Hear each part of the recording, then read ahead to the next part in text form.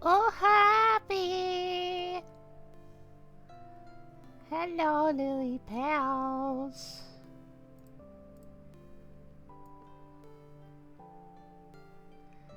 Hello, cookware. Hello, Stellar. Hello, Jay. I'm confident that RNG will probably pop in sooner or later.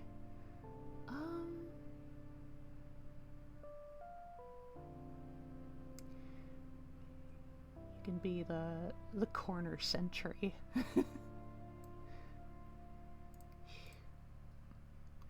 We're back with more SCPs.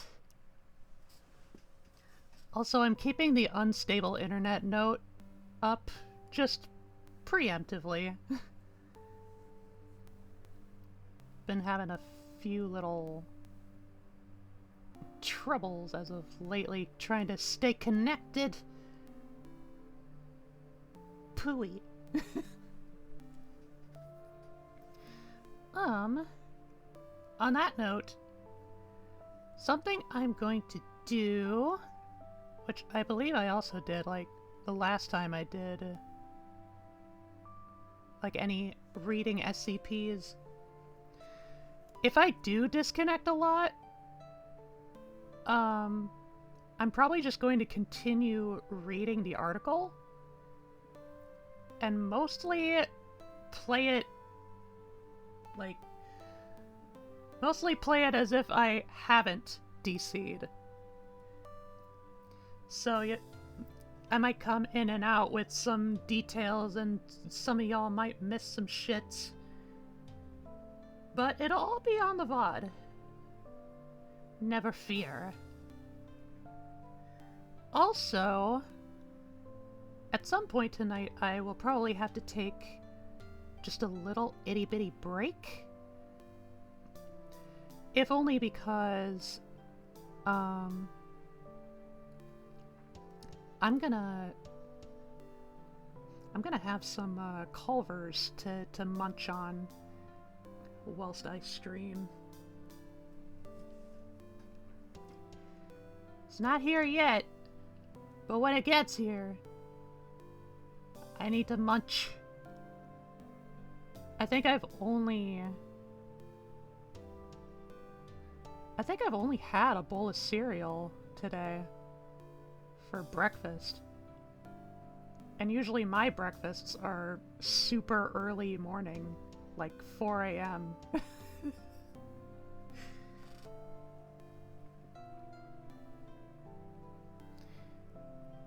So pardon me if I feel a little bit peckish. Okay. SCPs. Part of me... Well, for starters, I kinda did some main page updates from the looks of it. A new SCP article uploaded 42 minutes ago. And then one an hour ago. And then a third one 2 hours ago. Wow.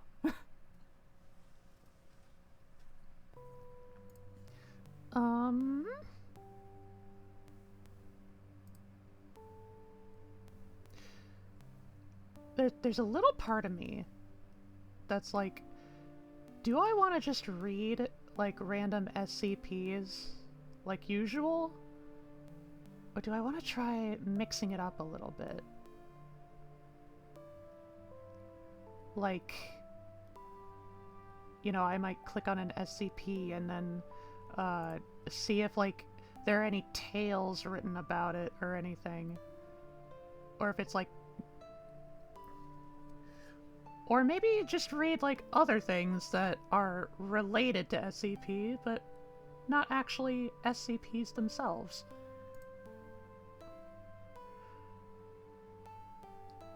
And I know there's an even deeper part of me that's like, what if I clicked on an assortment of SCPs and then I wrote my own tale with them. I'm not sure about that though. It would take some creative muscles that I don't know if I'd be willing to expend right now, if only because I finished such a huge dungeon, y'all. I finished crafting that utter beast. I kind of just want to... I just kind of want to let things come, but also... I also kind of want to just chill. Anywho. I saw it down here. These are the random links.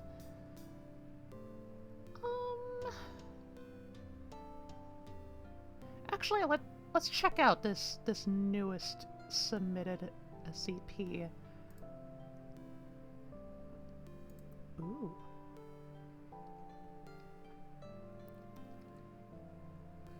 Oh my.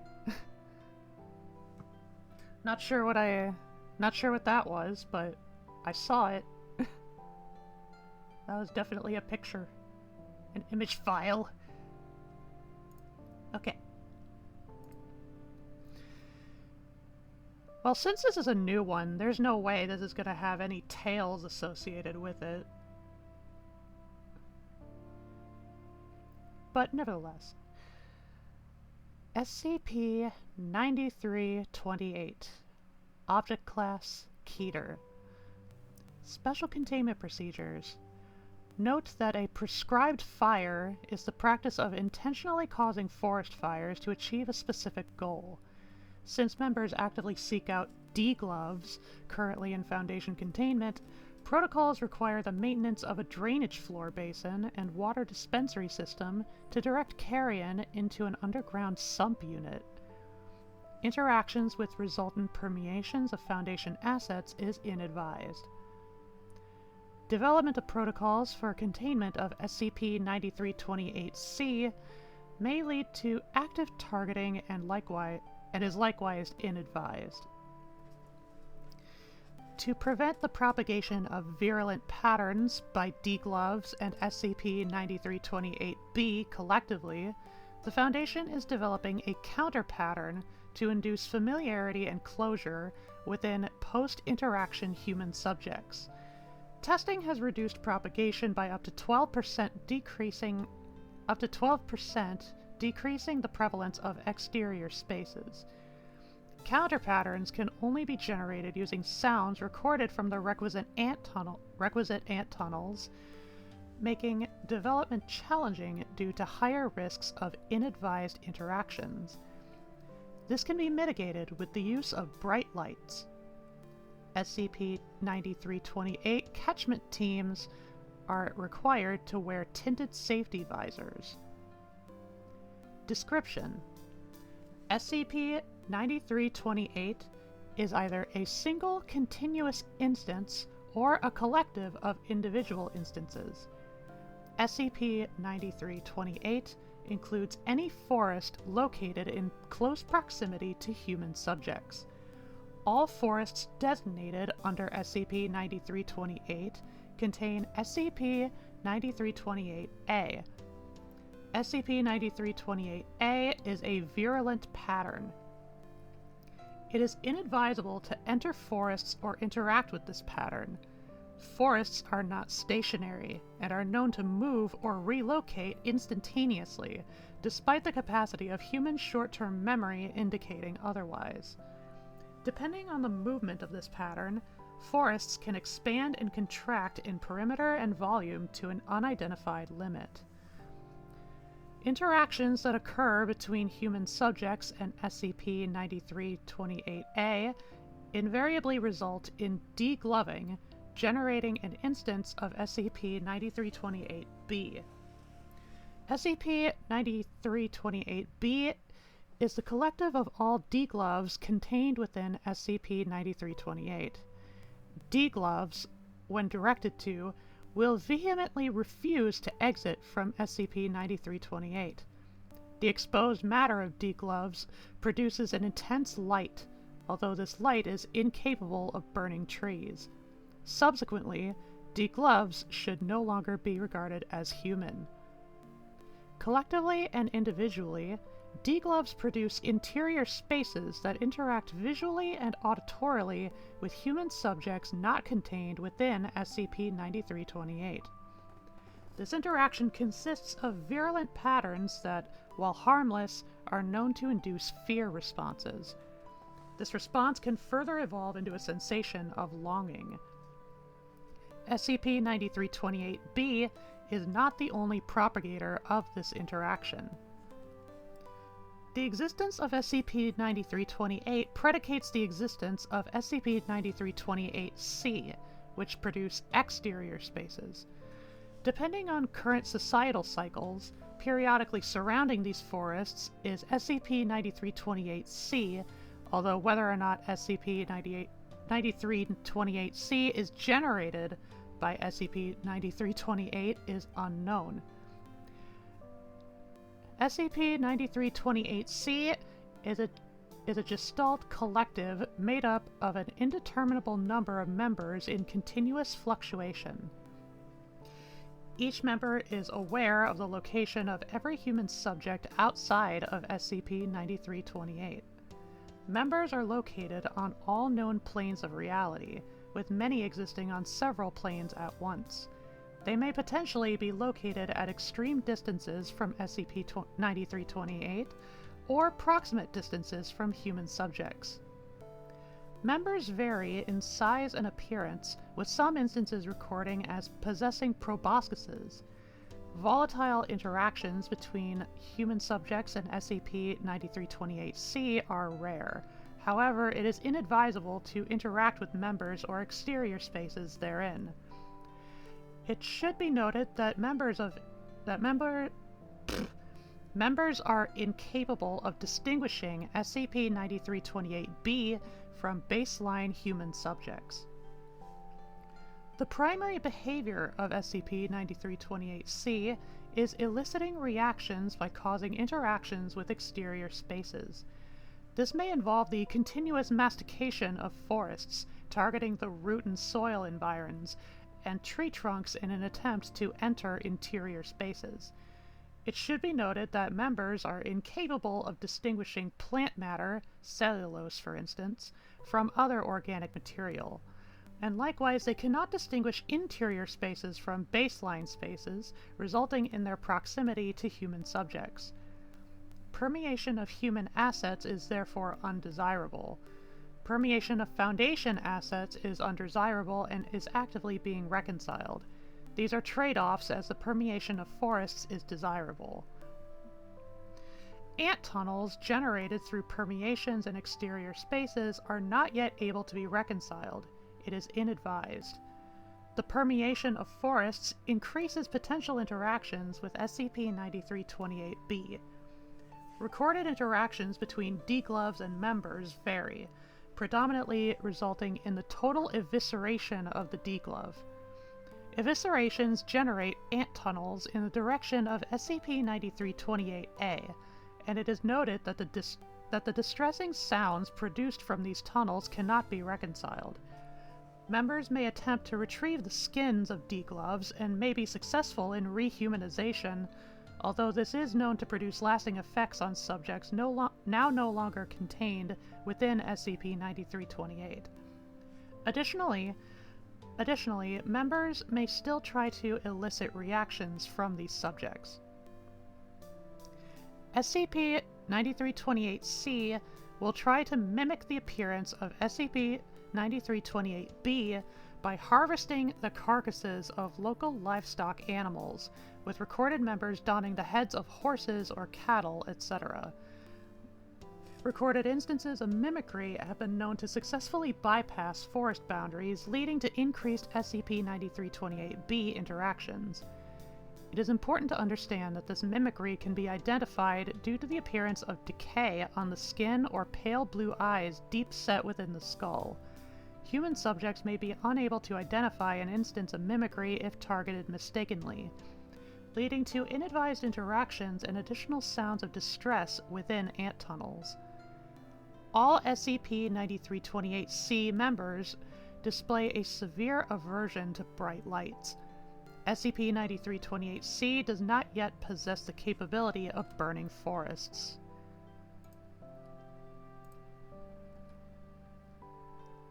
So this is a picture of a boundary, partial removal of virulent patterns. These are the only known locations where ant tunnels are inaudible. And then what about this one? Harmonic imaging capture of interior space instance and its pattern therein.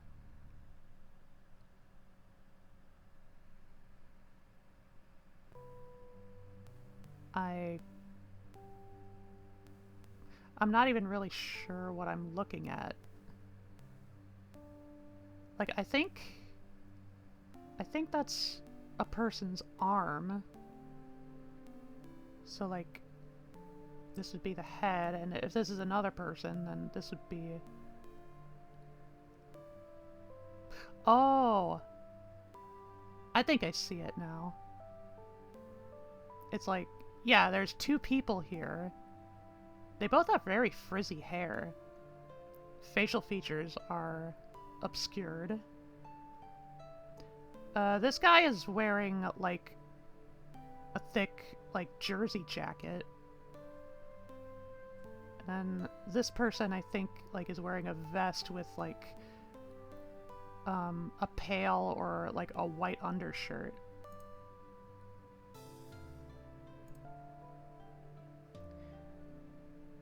Do I have my, Yes, my cursor is captured. Okay. So you can follow along. Cool. Well, admittedly, I don't really think I understand what I just read. Like, it's mimetic,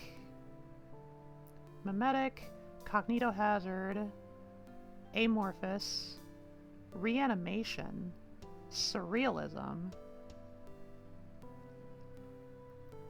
forest, humanoid, spatial. I'm not sure I totally understand what I just read. I'm not really sure, like, exactly what the effects of the anomaly are.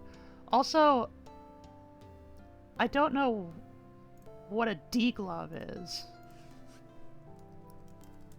I'm gonna look it up.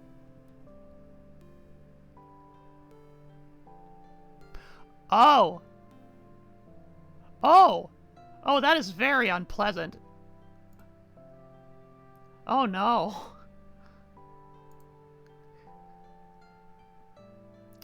Okay then.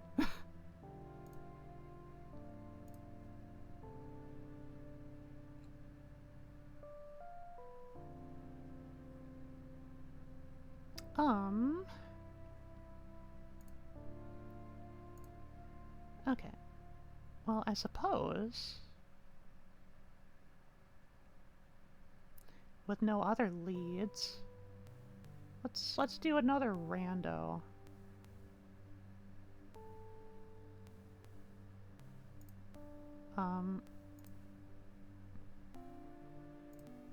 Okay.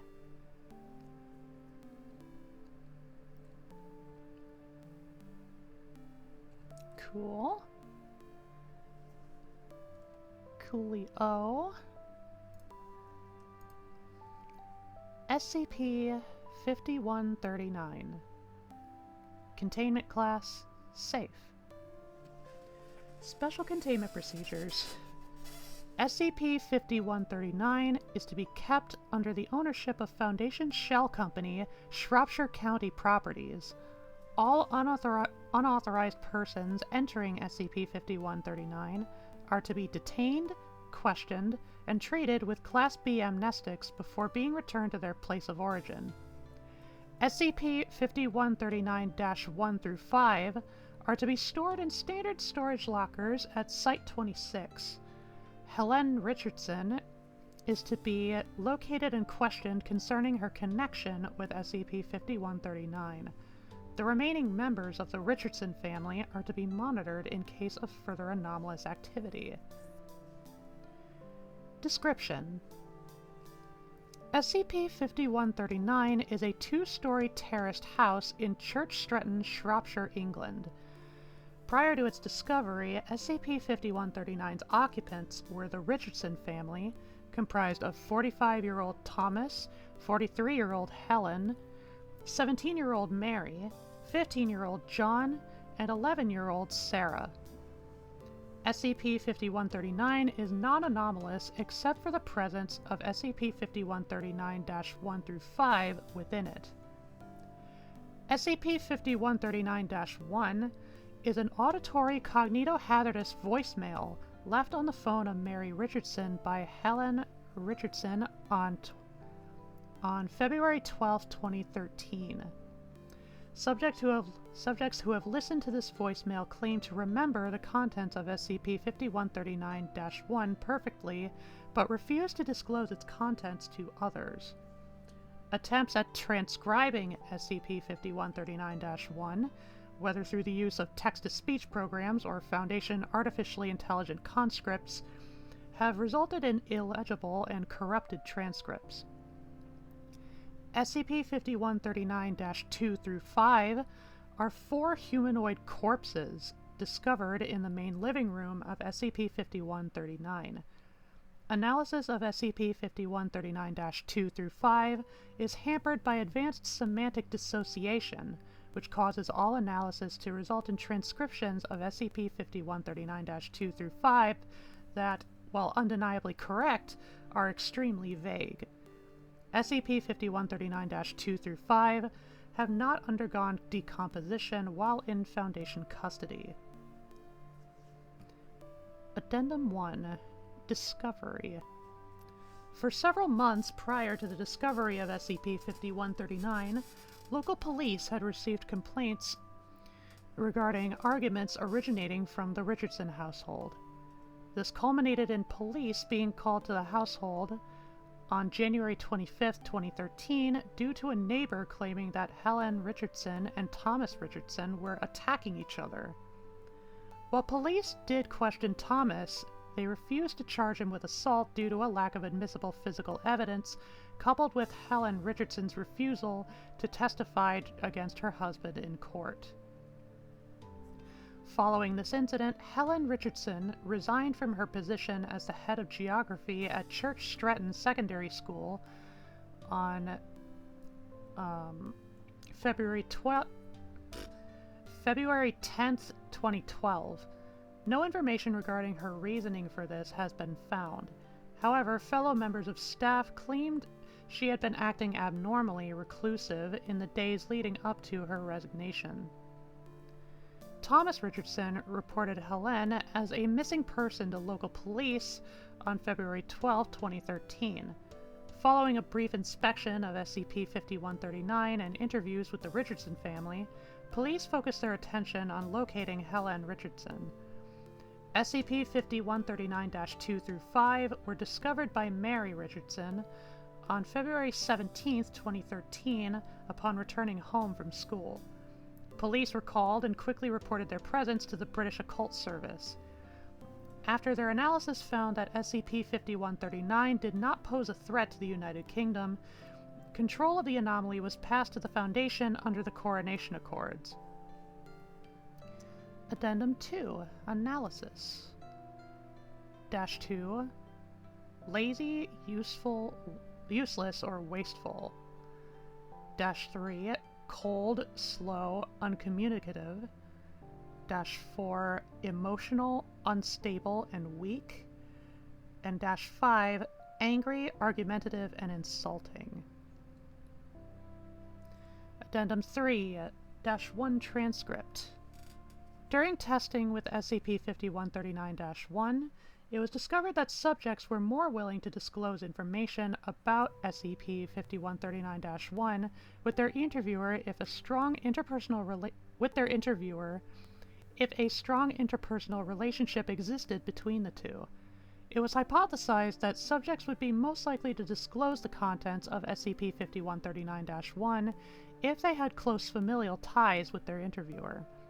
To test this, junior researcher Michael Harlow was exposed to SCP-5139-1 and subsequently interviewed by their sister, junior researcher Sasha Harlow.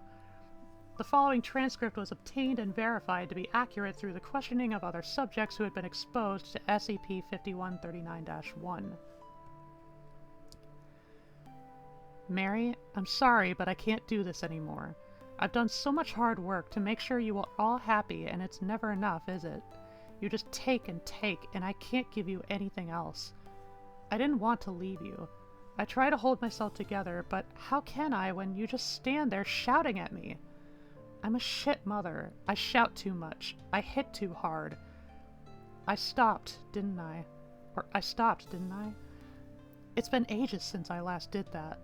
I try so hard to not do it, but sometimes you just make me so angry. But it doesn't matter how hard I try. You'll all just complain and say I'm a failure. Why did you do this to me? If you think I'm so bad, then goodbye. Stay with your father for all I care. You'd all be nothing without me. Addendum 4. Location of SCP-5139-6. On July 16, 2013, a car registered as belonging to Helen Richardson was found by Constable Benjamin Harris, having collided with a road sign near Grasmere, Cumbria, England. The car contained a humanoid corpse, later designated SCP-5139-6, which suffered from similar semantic dissociation to SCP-5139-2 through 5. The Foundation informed the British Occult Service of possible links to SCP-5139, and the corpse was transferred to Foundation custody for analysis. Said analysis being a good mother. Special containment procedures for SCP-5139 will be updated to account for the existence of SCP-5139-6.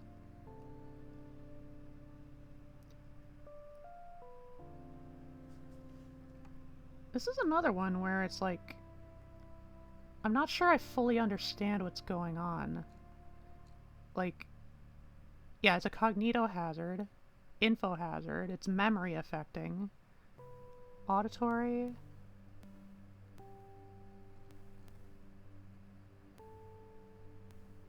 cognito hazardous, voicemail left on the phone of Mary Richardson.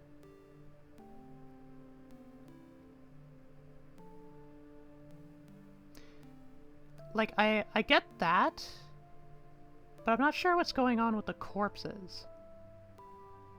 Advanced semantic dissociation.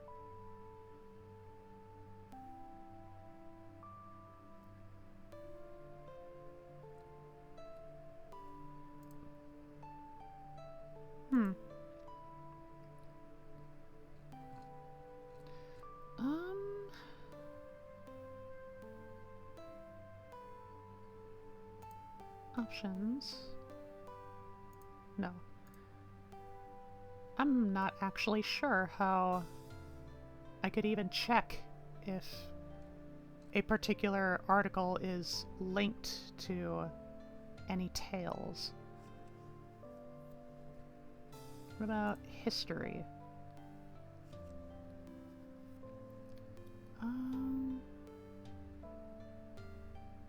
No.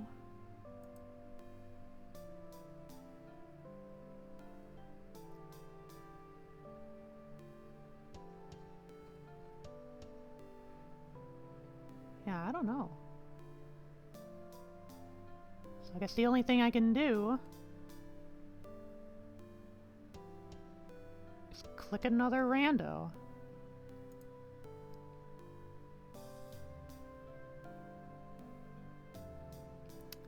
Let's see. Content warning. Illness and death of a family member, childhood trauma, simulated abuse, and descriptions of school bullying. SCP-8985 glass eyes. Okay. Very handy. Notice from the Records and Information Security Administration. As of September 27th, 2024, this document is under review for potential conflict of interest, uncorroborated claims, inclusion of irrelevant images, and unprofessional language. The containment procedures are pending approval and should not be actioned at this time. The author, Sean Hardcastle, has been notified. Pending containment procedures. Interesting. Okay. SCP-8985. Object class pending. Special containment procedures. SCP-8985 has not yet been contained. The current research priority is to identify any extant cases and to develop a method of neutralization. Description: SCP-8985 is a progressive physical illness observed in certain sapient toys. See Addendum 2. This disease is correlated with and may be caused by an anti-memetic effect associated with such toys, which prevents all individuals, with the exception of Dr. Sean Hardcastle, from perceiving their anomalous nature. This effect has been designated SCP-8985-A. Koala teddies for sale. Note: none of the pictured toys are sapient.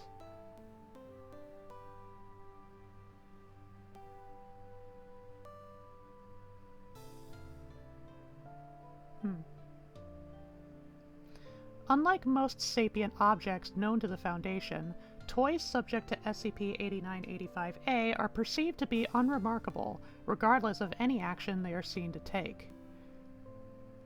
Okay, so we can't actually be sure that none of these toys are sapient.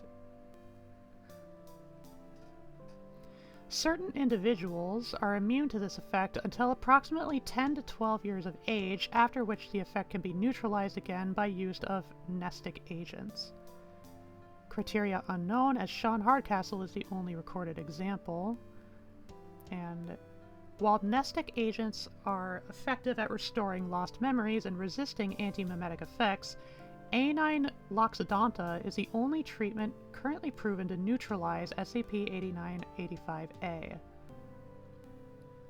Research into the symptoms of and possible treatments for SCP-8985 are hindered by the effect of SCP-8985-A. As such, its prevalence has not yet been determined, and the total number of observed cases is, at time of writing, 1. Addendum 1. Discovery.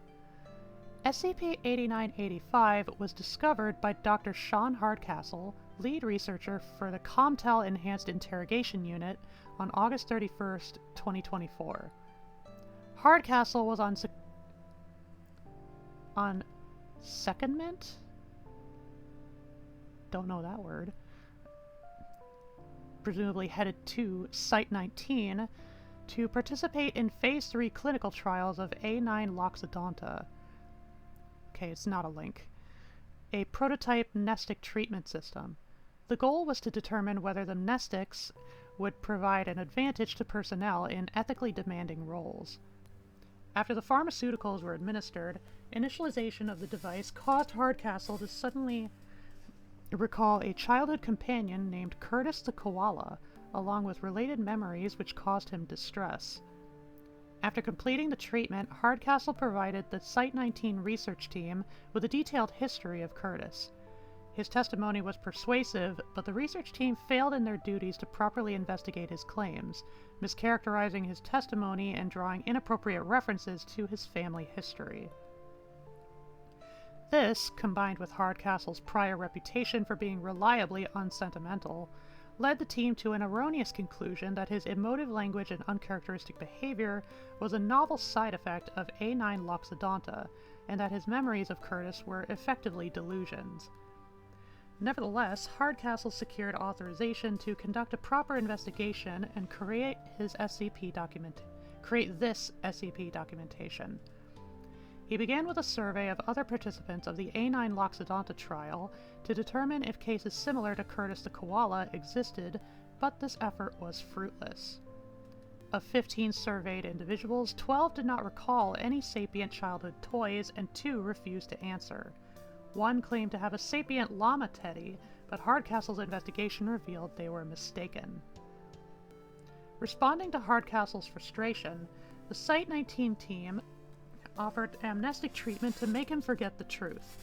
However, as he was apparently the only individual immune to the effects of SCP-8985-A, Hardcastle declined, instead devoting his limited free time to researching the anomaly. Addendum 2. Case History of Curtis the Koala. Dr. Hardcastle must find a way to conclusively prove the truth of his claims. There will be no progress on a cure for SCP-8985 if his memories continue to be dismissed as a drug-induced fantasy. To that end, Hardcastle has secured access to the A9 Loxodonta apparatus for private use, and will objectively document here, in an unbiased and dispassionate manner without commentary, all relevant memories activated by the amnestic treatment. Additional secondary documents have been sourced which attest to the accuracy of his testimony. Memory 1. At the age of 4, Sean Hardcastle received a stuffed teddy bear in the shape of a koala, Phascolarctos cinereus, as a gift from his parents.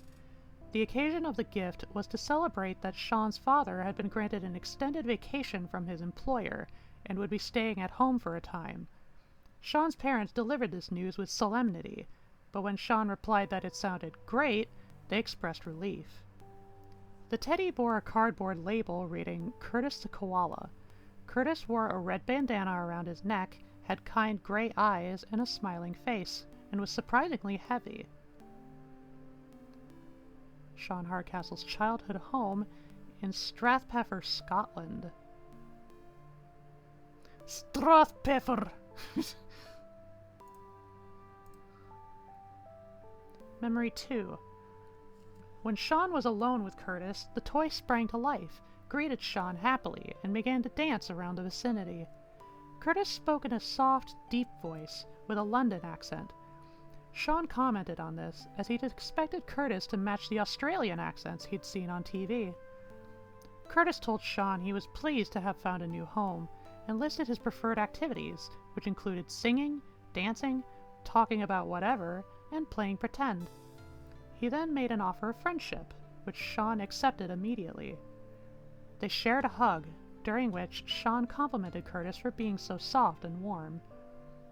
Sean suggested they immediately inform his parents of Curtis's abilities. Hearing this, Curtis sat down and appeared thoughtful. "Of course you could," he said, but trailed off as though solving a challenging problem. I'm not going to do a voice. "But grown-ups have a way of forgetting things over time. They'll forget about me." Sean replied loudly that he could hardly see how anyone would forget a magical talking bear, at which Curtis laughed. They played together for the remainder of the afternoon. Toy cars matching those played with by Curtis and Sean. Memory 3. During a pause in the activities, Sean broached a subject he had been concerned with. Specifically, he was afraid of many things, such as balloons, helicopters, and the machines at his father's bedside. He asked whether Curtis ever felt afraid, and was surprised that Curtis answered in the affirmative. Curtis listed his own fears, which included the noise made by flushing toilets, washing machines which keep spinning faster and faster, and getting stuck in small places. Curtis summarized his view by saying, being scared is just a normal part of life, an idea Sean considered fascinating. Police said constructed by Sean and Curtis. Curtis's paws could not easily manipulate the smaller pieces, but he did help Sean understand the instructions. Sean confided to Curtis his hope to become a policeman one day. Uh-oh. Memory 4. A short time later, Sean found his mother sitting in the bathroom on the closed toilet seat, wiping her eyes with bathroom tissue. When Sean asked if she was sad, she smiled weakly and said that moms don't get sad. insisting that she was merely blowing her nose. Sean then asked if she was sick, but she assured him she was not. Recognizing that his mother may benefit from a new companion as well, Sean chose to show her Curtis and reveal his sapient qualities, in flagrant disregard for his new friend's preferences. Nevertheless, Curtis demonstrated his steadfast support of Sean by immediately revealing his ability to speak, sing, and dance to Sean's mother, who expressed amazement. She told Sean that it was wonderful news and that it was good for him. Memory 5. Sean and his mother later introduced Curtis to his father, who threw his arms up in delight and told Sean it was incredible news, and that he thought he might just jump out of his wheelchair in surprise. Both parents asked Sean multiple questions about Curtis, but Sean chose to allow Curtis to answer the questions directly. Sean's parents were satisfied by the answers given. The movement of the suspension bridge frightened Sean until Curtis showed him it could be fun to bounce on. Memory 6. Curtis filled a positive role in Sean's life for a long, indeterminate period of time. Curtis played with Sean, encouraged him to clean up his room when playtime was over, and often led the way when Sean was hesitant to perform important actions, like going to the hospital or going into his father's room to say goodnight. "You always have to stick by your family," Curtis said, "even if it's scary." Home video 1995. The following home video was discovered by Dr. Hardcastle in a collection of VHS tapes recovered from his mother's estate in 2018. At Hardcastle's request, the video has been transcribed by an unbiased member of the Foundation's archival division, such that its objectivity might remain uncontested. Sean Hardcastle, age 5, reclines on a gray chenille sofa beside his mother, Denise Hardcastle. A koala teddy bear stands between Sean's legs, with Sean holding both of its hands. Sean's father, Edgar Hardcastle, sits in a wheelchair beside the sofa. Two other individuals, both male, are present. Number 1 sits beside Denise, and Number 2 is filming. Dr. Hardcastle speculates these were family friends visiting for an unknown occasion, but he could not provide a name for either person. Their identities remain unverified. All present appear to be in high spirits, and there is significant crosstalk. "Look, he's filming, Sean! This'll be on TV!" To Edgar. "It's a marvel, really, when you think about what we had as kids. It's a camcorder. He's filming. Look at the camera, Sean. Why don't you sing your song?" To Denise. "Curtis is going to dance for us. Show them you can dance."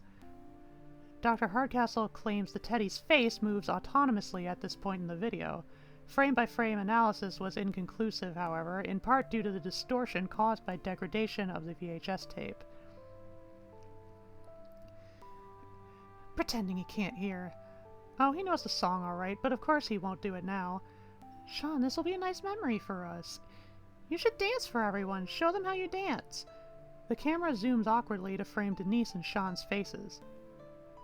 Maybe now's not the best time.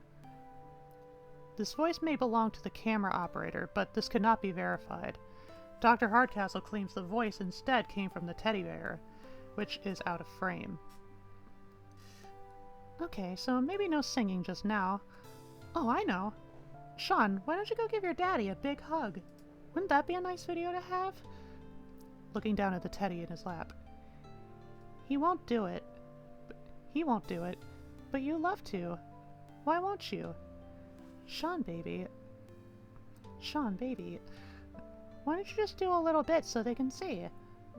Better not to force it, I think. The framing and audio is abruptly lost as the person filming lowers the camera and fumbles with the controls. Off screen.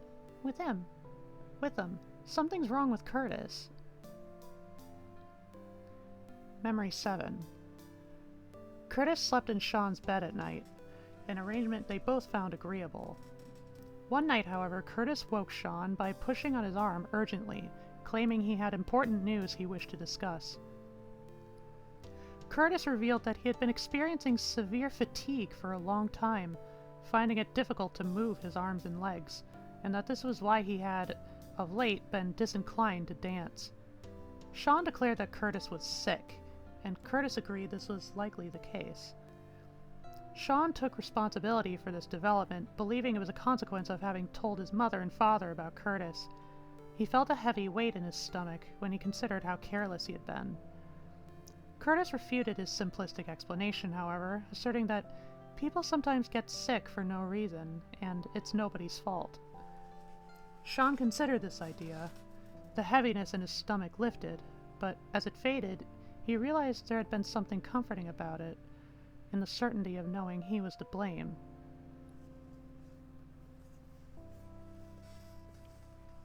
Wait. The heaviness in his stomach lifted, but as it faded, realized there's something comforting, but in the certainty of knowing he was to blame. Now instead, he just felt small, and in the shadow of something so big and so close, he couldn't see the shape of it. It was a familiar feeling. They just get sick, Sean said, testing the words, and Curtis nodded in agreement. This was the first reported instance of SCP-8985. Memory 8. Sean first attempted to neutralize SCP-8985 by enlisting help from his mother, reviewing the details of Curtis's symptoms and requesting her input on possible cures. She offered only vague platitudes, assuring him that everything would be fine, and that his father was doing well. Sean tried to solicit more practical advice by restating his objective, but was unsuccessful. His mother closed the exchange by stating, "It's not your job to worry about these things." Sean went immediately to his room and lay face down on his bed. He felt Curtis climbing up slowly to sit next to him, and lay a fuzzy paw gently on the back of his head. "It's not her fault either," Curtis said. "It's a tricky problem, and mums don't always have the answer." Sean raised his head to look at Curtis. "Maybe she just doesn't know how to think about it," he suggested. "So it's easier not to?" Curtis agreed this might be the case. Memory 9. Recognizing that Curtis was clearly a magical bear, Sean determined that the most likely solution would be a magical cure. He recalled a jungle expedition he'd taken years ago with his father when he could still walk, venturing deep into the wilderness which lay beyond the foliage of a laurel bush in their back garden. He and Curtis located this bush and pushed aside, crawling between the branches to find the hidden world within. Nothing they found there had any effect on Curtis's fatigue, however. Sometime later, Sean heard his mother calling his name and responded. She found him in the bush and became highly agitated, demanding to know where he had been, and revealing she had already called the police to report him missing. Sean began to offer a complete explanation of his activities, summarizing his rationale and his various failed attempts to cure Curtis, but found it progressively more difficult to speak clearly, as his face grew hot and his vision swam, and a deep shuddering wave of emotion surged through his body until he could barely push out one last coherent phrase. "I don't want him to be sick anymore." This explanation was surprisingly effective. His mother's face softened, and her anger disappeared. She took Sean in her arms and slowly rubbed his hair back and forth, saying again and again, "I know, baby. It's not your job. Don't be sad. Don't be sad." Laurel bush. Memory 10. The next day, Sean was alarmed to find Curtis missing. A thorough search of the house yielded no results, and his mother offered faint assistance. At length, he thought to check the laurel bush, and discovered Curtis still sitting within its branches, idly pushing dead leaves into a pile. Sean expressed his relief and proposed they return inside, at which point Curtis revealed he was no longer able to move his legs. Subsequent testing, in which Sean stood Curtis on the grass and let him fall to the ground, confirmed that SCP-8985 had progressed to full waist-down paralysis. Although Curtis could still feel his legs, and they were still warm to the touch, he was apparently unable to move them. Following this discovery, Curtis provided emotional support to Sean, who had become disconsolate. From this point on, Curtis was entirely reliant on Sean for transport. His mood remained generally positive, however, and he continued to provide support to Sean, offering suggestions on activities they could still enjoy together, such as using construction blocks, reading books, and drawing pictures. Local playground. Curtis used to like going down the slide. Memory 11. The summer before he started school, Sean embarked on a family holiday in the car. He sat in the back seat with Curtis while his mother drove. His father stayed at home with a visitor from the hospital. They drove 4 hours to the Isle of Skye and lodged at a bed and breakfast. Sean followed his mother up a rocky path to the top of a mountain ridge, with Curtis riding on his back. Sean was afraid of the heights and the sheer cliff face below the narrow path, but when they reached the peak, he felt a sense of awe which made the climb feel worthwhile. Curtis drew his attention to the horizon, where the sea met the sky, and told Sean that the world was vast beyond knowing, and full of wonder if you know what to look for. Isle of Skye, Scotland. Note the winding roads.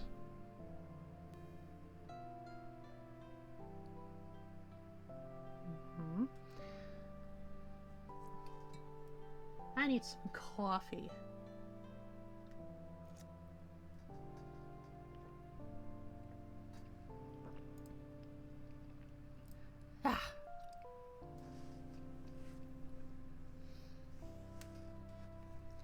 Memory 12. On the drive home from Skye, the curved roads presented a challenge for Sean's motion sickness, causing him to vomit on himself, the car seat, and Curtis, who was surprised but assured Sean he was unhurt. Upon their return home, Sean's mother declared an intention to wash Curtis in the washing machine, but Sean objected and successfully retained possession of Curtis. Curtis tried to explain that he preferred not to be placed in the washing machine, but Sean's mother could no longer hear him speak, referring to him only as the Teddy. "She can't hear you," Sean said to Curtis, while his mother was scrubbing vomit from the car seat. "It's like you said, she's starting to forget." Curtis observed as Sean's mother paused her cleaning to put one hand on her forehead. "Maybe she doesn't feel like pretending right now," he said, but Sean refused to engage with this notion, resolving to solve the problem another way. He fetched a leather-bound notepad, often used to facilitate communication, from his father's bedside table, hoping that Curtis might use it to explain his preferences. Sean's mother declined to participate in this experiment, however, pulling the notepad from his hands. She ended the conversation by stating she was exhausted from the long drive, and that she would finish cleaning later. I'm sure that smelt wonderful. Memory 13. Sean attended his first day of school, but failed to socialize with other children. He felt confused, as though his classmates were reading from a script he lacked access to. Sean arrived home in the afternoon, eager to tell Curtis about the day's events and ask his advice. He found him on the bed, completely clean. Sean took Curtis in his arms and engaged him in conversation, but found that Curtis's head and arms were flopping unnaturally. At this point, Sean realized that SCP-8985 had progressed to the extent that Curtis was completely paralyzed. His clean fur was warm to the touch, but only Curtis's eyes still moved, and those were wide with fear. Sean was confused by this development and sought his mother. When he presented her with Curtis's limp form, Sean's mother proudly revealed she had violated Sean's instructions by cleaning Curtis in the washing machine. Sean expressed vehement disapproval with this course of action for several hours, until he eventually fell asleep on the floor holding Curtis. Interior of a Bosch WFF 2000 washing machine, the model owned by the Hardcastle family. Manufacturer information states this model's wash cycle triggered a series of spins at intervals of increasing speed up to a maximum of 800 RPM. Holy shit.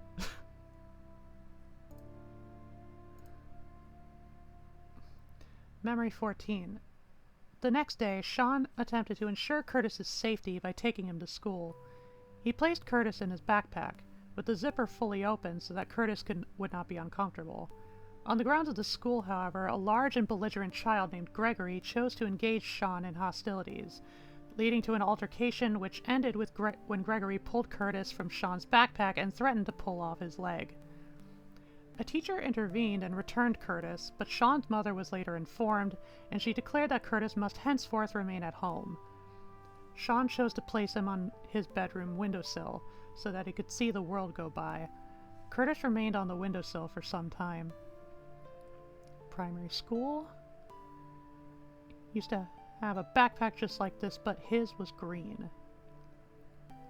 Memory 15. Sean remained unpopular at school despite a desire for companionship. One day, a new boy called William wore poorly fitting trousers. Recognizing that Gregory was about to insult William's clothing in front of the class, Sean saw an opportunity to intervene. At the top of his voice, Sean announced, "William's a dirty hobo!" Gregory laughed, and responding to this approval, Sean continued, making jokes about William's appearance, speech, and smell, which were highly appreciated. Sean and Gregory became friends, sitting next to each other at lunch and collaborating on construction projects after school. Gregory was loud, often interrupted, and said strange and surprising things, but he also seemed entirely free from fear, which is what Sean liked best about him. In Gregory's company, Sean was taller and stronger, and could do anything he wanted. He was not afraid. Field where Gregory and Sean built a den by themselves. Memory 16. One day, Gregory paid a social visit to Sean's house for the first time. Sean suddenly became concerned that Gregory would recognize Curtis as the same Teddy Sean had once taken to school, and be reminded of how small and timid Sean once was. He was eager to avoid a repeat of that first altercation with Gregory, which might damage their new friendship. It was at this juncture that Sean made the decision to hide Curtis in a box under his bed. The post office sold sweets next to the envelopes. Gregory dared Sean to take some without paying. Memory 17. Months later, Sean's mother interrogated him regarding his recent activities at school with Gregory. She referenced an incident earlier that day, relayed to her by the school headmaster, in which the two boys had stolen a hat belonging to William, covered it with mud, and forcibly returned it to William's head. She had also learned of an incident weeks earlier, in which the boys had located William outside his home and thrown a crisp packet filled with urine at his person. What the fuck? She listed a series of negative changes she'd observed in Sean since he became friends with Gregory. Sean disagreed, though he was unsure why, as it was all true. Connected with these concerns, his mother remarked sadly that she had not seen Sean speak to Curtis in a long time, and wondered why he was no longer on Sean's windowsill. She asked if Sean no longer liked Curtis. Despite a strong desire to end the conversation, Sean found he was unable to answer this question falsely, and so he conceded that he did still care about Curtis. He justified his decisions, however, by lying that he was embarrassed by Curtis's tattered appearance. Sean went further, knowingly offering inaccurate information about Curtis's physical condition, specifically that one of Curtis's eyes was coming off. Sean's mother was satisfied by these answers and did not broach the subject again. Regmore Hospital in Inverness. Memory 18. At his father's funeral reception, Sean observed his mother drinking several cans of beer, which he noted as unusual since she typically drank either water or tea. During this event, she cornered Sean in their kitchen, where several other guests were having an unrelated conversation, and began offering unsolicited assurances that everything would be okay in time, and that big feelings eventually pass. She attempted to engage Sean in a hug, which was not reciprocated. During the entreaties that followed, Sean's mother began to reference that Teddy you used to talk to, but stopped when Sean's discomfort led him to depart. Train to Inverness. Memory 19. Sean's 10th birthday party occurred soon after, attended by Gregory and Sean's mother. After various other gifts, Sean's mother presented him with a red box wrapped in gold ribbon. Inside, he found a stuffed koala toy of the same size and shape as Curtis, but with an alien texture to his fur and dead green eyes made of glass. Sean inquired as to why his mother had gifted him a second koala. She replied that, following Sean's comments about Curtis's appearance, she had taken the bear to a toy maker in Inverness to be reupholstered and have his eyes replaced. Curtis was the bear that Sean now held in his hands. Segfault, realizing at this juncture that the aforementioned Curtis... Segfault, Sean now understood that Curtis had been stolen from the box while unable to speak or move, likely expecting at first that his friend had finally remembered him and had chosen to free him from the box, only to discover this was not the case, and to be taken to a strange, dark place where a man placed him on a table and cut the skin from his face and gouged out his... Oh dear. Hi, Frank! You came in at a bit of a time. Contemporaneously, Sean's mother... Sean elected to express... Photo. ... Memory 20. In the weeks following the prior documented event, though he kept him very close to his person at all times, and once again slept beside him at night and spoke to him often, Sean gradually became convinced that his friend Curtis was no longer alive in any form. How's that? How are we doing? We're doing pretty okay. We've gotten to... I think this is the third SCP we've read so far. I was determined to see if I could like read an SCP and see if it was linked to any stories to continue reading from there, but so far I haven't had any luck.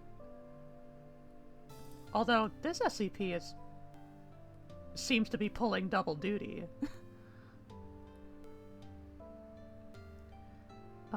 Memory 21. Good morning! Good morning, dew on the grass! Welcome, welcome. At random? So far, yeah. Memory 21. Sean resolved to hold a funeral for the friend who had left him. Rather, the friend he had abandoned, on so many occasions, who was now at least safe from further harm. Sean's mother provided a tin box in which Curtis's remains could be placed, and attended the funeral with Sean in their backyard, where Curtis was buried. In a statement during the service, Sean vowed never to forget Curtis. Memory 22. By the time Sean was 12, though he remembered the koala teddy bear he had as a child, he no longer believed it was ever actually alive. Memory 23. Sean left home for university at the age of 17 and returned only once, at the age of 28, to settle affairs related to his mother's estate. A9 Loxodonta. Research observations. No evidence exists to suggest that Curtis deserved anything that happened to him. He returned solely to be a good friend, to spread joy, to offer love and be loved in return, to sing and dance with his family, and through all of this, Dr. Hardcastle let him down again and again, and betrayed his trust, shoved him under the bed, failed to protect him, and did nothing to try and help, and broke his final promise by allowing himself to forget Curtis even existed, and simply left him there underground in a tiny fucking box. It is theorized that Curtis may never have died at all, and that SCP-8985 was actually an illusion caused by the antimemetic property that was developing as Sean grew older. This has led to the postulation that Curtis is still alive, and has been alive in a box underground for 30 years while Sean was going about his life. If this were true, it may be possible through use of Nestix or some other Foundation resource to recover Curtis, to reverse the effects of his disease, if he ever had one, and restore him to health so that he might, if he chose, forgive his friend. Or at least if he wanted to, decide to dance again. Notice from the Records and Information Security Administration. As of October 12, 2024, The Records and Information Security Administration has determined that the above document contains unacceptable violations of expected practice, which must be rectified. 1. Due to a flagrant conflict of interest, Dr. Sean Hardcastle has been barred from further research into SCP-8985 and from editing this file, which will shortly be rewritten to better match the standards expected. 2. SCP-8985 will henceforth refer to the anomalous side effect of A9 Loxodonta, which Hardcastle experienced. 3.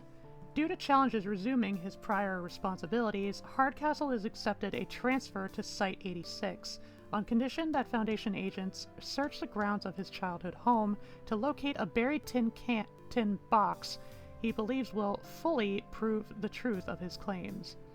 Out of respect for Hardcastle's tenure and contributions to the Foundation, this request has been granted. Addendum 4, Excavation Inventory. October 31st, 2024. Happy Halloween. Using a standard utility work cover story, Foundation agents excavated the back garden of the household previously owned by the Hardcastle family and located a tin box matching the provided description. Tin box recovered from the household's back garden after cleaning. The contents of the box were found to be unremarkable, but were nevertheless inventoried and returned to Site-19 for storage. A torn piece of paper containing a message in ballpoint pen in child's handwriting, small red neckerchief of cotton, scraps of gray fabric, 2 glass eyes, green, and a complete set of biologically accurate but at a quarter of the scale of koala bones. Oh fuck.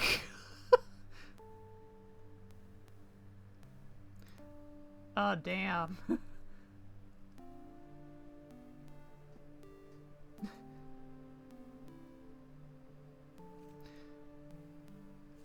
This is a solid one. I wholly agree with one of the discussion posts that it does kind of beat you over the head with how it wants you to feel without fully integrating itself into the tone of SCP, but the concept is imagination sparking. I really enjoy the twist. Yeah.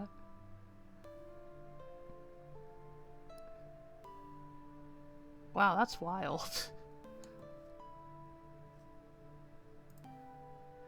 Damn, pour one out for Curtis.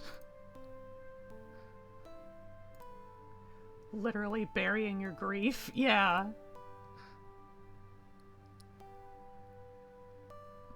Well, I think that kind of that kind of qualified as you know, an article plus a tale in itself. Again, kind of pulling double duty. So, on to another rando. Ooh, we've got an older school one this time. Have you read There Is No Anti-Memetics Division yet? I have not, but I think I remember watching like some YouTube shorts that were based on it. Qualified? Believe me, no! If not, I would love to suggest trying SCP-055. Oh, I know about that one. It literally just the anti-meme.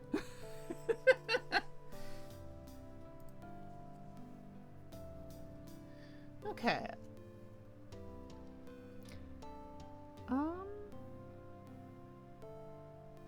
I might actually take... Oh, it has tails attached? I see. Well, that's an older one, so naturally it would. We're just kinda... We're kinda winging it, mostly.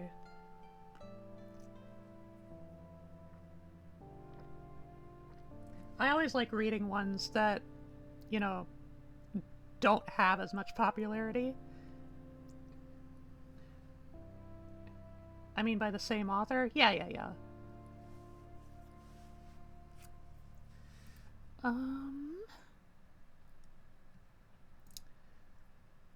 A cohesive narrative. I see.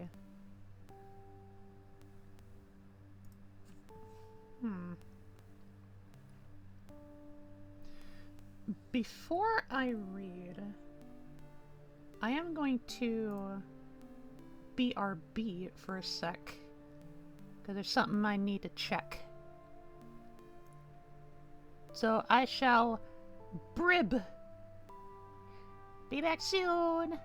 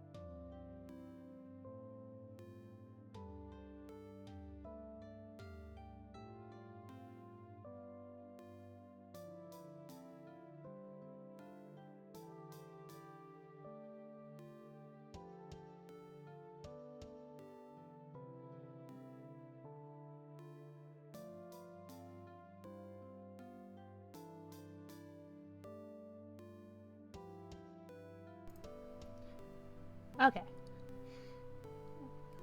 I just went to check if the food was here yet, and it is not, so...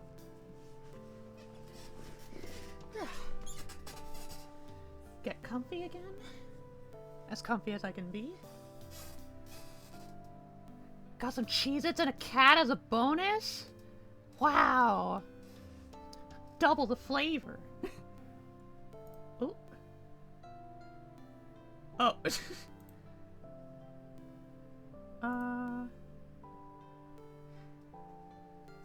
Okay, yeah.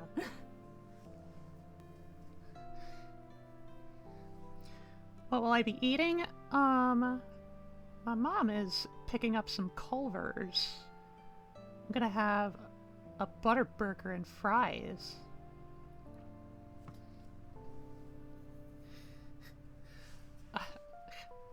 I was about to say, you know, Cheez-Its and a cat. Wow, double the flavor.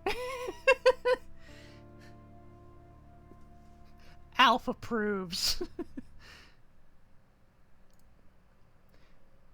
But anywho, food is not here yet, so I remain only with water and coffee. My SCP also worked at Culver's! Whoa! Are you actually an SCP author?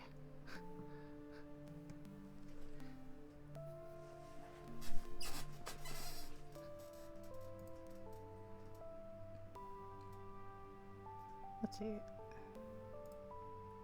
Just checking the overall length.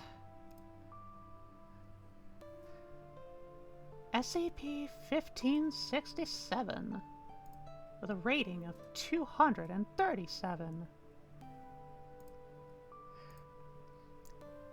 Object Class Euclid. Special Containment Procedures. Protocol G316, Containment of Geographically Immobile Anomaly, is to be followed with a containment perimeter established no closer than 5 kilometers to the path of SCP-1567-3. Personnel stationed at the perimeter are to adhere to Protocol G318, Operation within a hazardous environment, ionizing radiation, level 6, and civilians attempting to cross the perimeter are to be deterred and or detained as necessary. Use of deadly force is prohibited for any instance of SCP-1567-2 originating from within the perimeter. You have one SCP, submitted on the last day of ClassicCon, so it didn't get any traction, but it's 8248 if you want to check it out. Ooh. Nice, nice. ClassicCon, was that the one where, like it was a contest specifically to, like, evoke, the feeling of like some of the like classical or like earliest generation articles. Am I remembering right? Yeah, okay.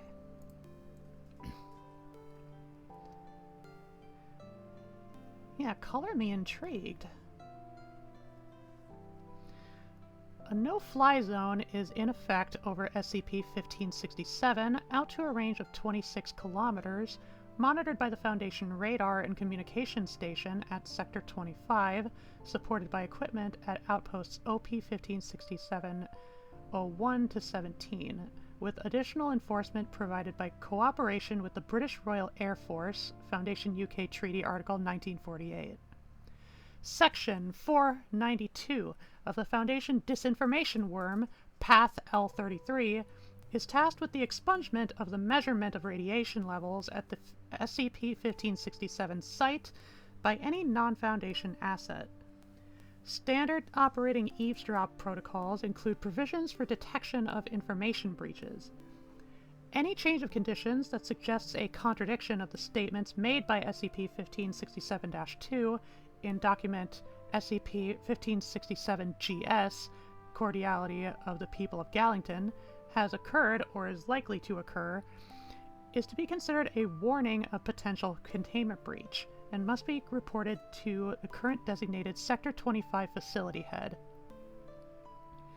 Description: SCP-1567 is the collective term for the town of Gallington, SCP-1567-1, its population, -2, and the -3 phenomenon. SCP-1567-1 is a small mining town located within Cairngorms National Park, Scotland. We're getting a lot of British SCPs tonight. I think it's all been British. Its outskirts are circled by a 22.4 kilometer length narrow gauge railway, appearing to relate to a closed coal mine and derelict coal yard situated to the northeast and southwest of the town. No motor vehicles have been observed within SCP-1567-1, despite the presence of modern metalled roads, line markings, and signage supporting their use. SCP-1567-1 has no observable supply of food, fuel, electricity, or water, although regular use of all of these has been observed within SCP-1567-1. Nostalgia Bait SCP. Everyone active in the Discord was bashing the idea as wholly unpopular, but it brought in so many entries, in fact, that the site managers had to swap around the event schedule to accelerate the SCP-9000 contest. It filled up like 80% of the 8000 series on its own? Wow. Did fucking gangbusters. The British Isles are ripe for paranormal fuckery. That's very true. SCP-1567-2 are the human inhabitants of -1, so far believed to be non-anomalous aside from the unknown means of their present survival, with an estimated population of 1,120 as of 2009. Limited communication with SCP-1567-2 has been established via electric light semaphore, and continues on an intermittent basis, with SCP-1567-2 refusing all requests for alternative communication methods.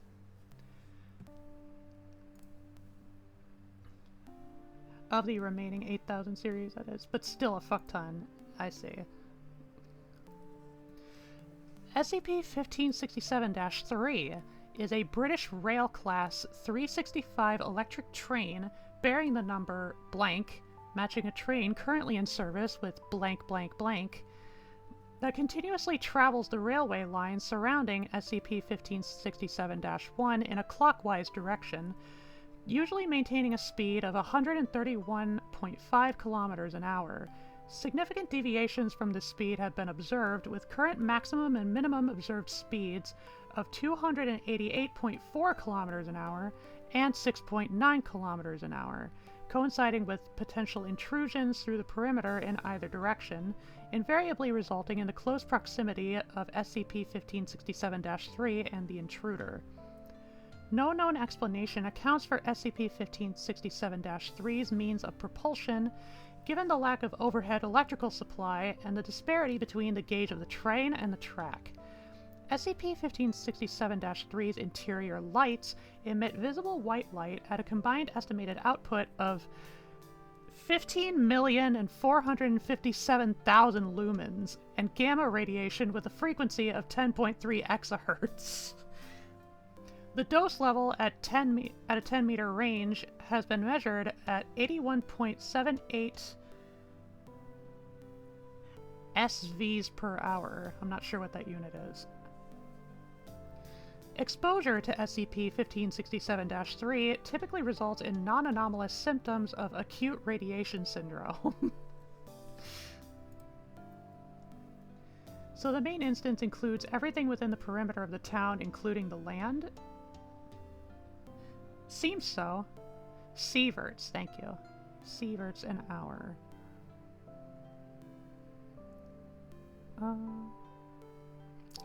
The earliest records suggesting an anomalous nature to the area dates from 1494 in the sealed ledgers of Blank Abbey, which also contain the earliest known reference to SCP Blank, which describes the Beast of Dun terrorizing the village of Gallon. Following the identification of SCP-1567-3 as a locomotive in 1826, Blank Blank established the Locomotive Assessment Attaché, tasked with determining whether SCP-1567-3's properties extended to other instances of the emerging technology. The Foundation's successor to this task force was closed in 1998, following the identification of SCP-1567-3's non-anomalous counterpart.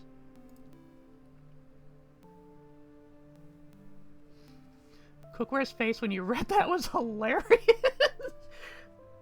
Basically my dread face. A measure of radioactive emissions, I see. That was the one they used in Chernobyl? I'm unsure.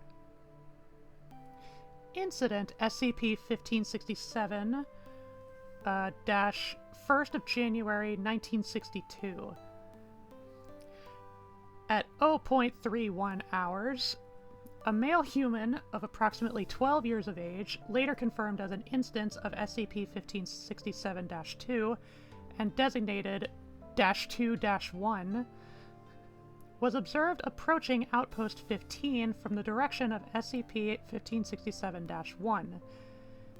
-2-1 was intercepted and challenged by the guard on duty, but gave no response and was detained. -2-1 lapsed into unconsciousness and expired shortly afterwards, without having responded to questioning. Autopsy confirmed the cause of death to be acute radiation syndrome, and found -2-1 and its clothing to be non-anomalous. A typewritten document was found within -2-1's clothing, later becoming the basis for document SCP-1567-GS, which it is listed here, revision 2011. Sometimes the site terminology gets convoluted within its constraints, yeah. Cordiality of the people of Gallington. Initial statement. The people of Gallington pledge to visit no further harm upon trespassers, providing the people not of Gallington pledge to attempt no further uninvited visits into Gallington. The people of Gallington wish no further contact with the people not of Gallington. Revision. The people of Gallington understand that the people not of Gallington are no longer the same as those with whom they have communicated in the past. The people of Gallington understand that the people not of Gallington wish no harm upon the people of Gallington. The people of Gallington and the people not of Gallington pledge to attempt no contact with one another, except where there is risk of harm to the people of Gallington or the people not of Gallington. Revision 1969. The people of Gallington express their regrets that the Dun has harmed the people not of Gallington. The people of Gallington wish to make clear that the Dun is not under their active control. The initial statement was in 1962, and then the first revision was the same year. Revision 1977. The people of Gallington wish to make clear that they fear the Dun. Revision 1980, unofficial. Received void of agreed message, formatting, and signature. Ah, drums! It doesn't keep us in, it keeps you out. That is a good thing. Please do not stop. Please do not stop it, Charlie. Revision 2011. Note, the message complete signal was sent at the conclusion of this message, and SCP-1567-2 has yet to respond to requests for clarification. The people of Gallington wish to make clear that the Dun is always. Okay. You heard it here, folks. The Dun is always.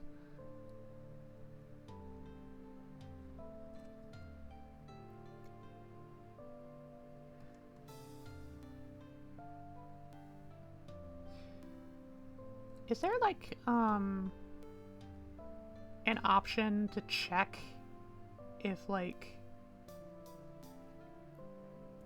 this article is tied to, like, some other page on the wiki, if it doesn't already have a link within the article? Because that's kind of what I'm looking for whenever when I intended to, like, check if there are any tails with any respective SCP.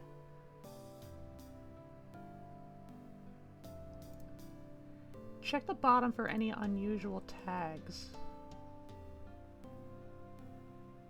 Vehicle, transmission, SCP.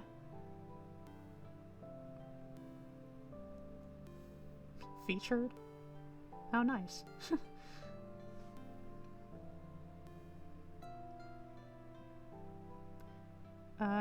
Doesn't look like anything out of the ordinary, so I'm going to assume not.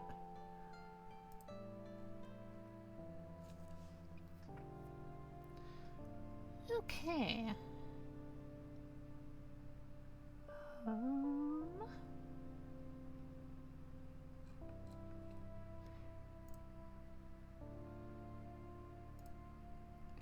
8284, you say?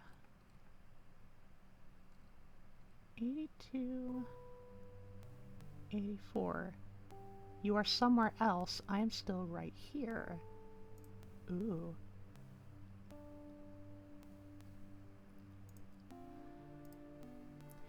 SCP-8284. Object class, safe. 8248, okay. I mixed it up. Words of the Father. I see. SCP-8248. Object class was Euclid, now explained. Special containment procedures. 14 members of Foundation personnel are assigned to the care of SCP-8248. These personnel are tasked with incentivizing SCP-8248 to take social risks that encourage career advancement, development of personal and romantic friendships, and its hobbies. SCP-8248 is not to be made aware of this fact, and personnel may be replaced as needed to properly integrate into SCP-8248's environment.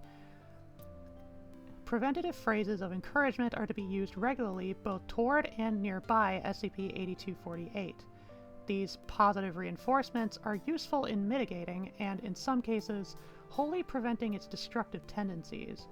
Below is a list of phrases proven effective at maintaining normalcy. I knew you'd give it your all. You can accomplish anything you set your mind to. That's the spirit, champ. You can do anything. Description. SCP-8248 is a human male, born on... I always get, like, tossed up a bit whenever there are dates in articles. It's like, Okay, is it month first, day after, or day first, month after? So, May 6th, 1998. I'll just, yeah. American dates. Okay, thank you. Currently employed by their own lemonade stand, the student store at Kirkland Middle School, Wisconsin State University, as their youngest adjunct professor, NASA, Culver's. Culver's, as of June 1st, 2024. SCP-8248 possesses infinite potential and limitless energy. Leader R. Royden Miller, 1997, timestamp 4565, 1754.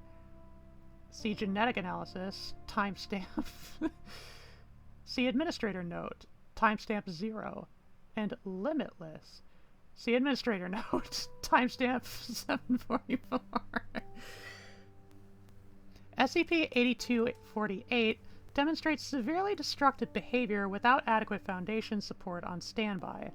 Notable incidents have included 14 or now 15 data expunged, 112 severe lacerations resulting data expunged, 2 full teams of data expunged.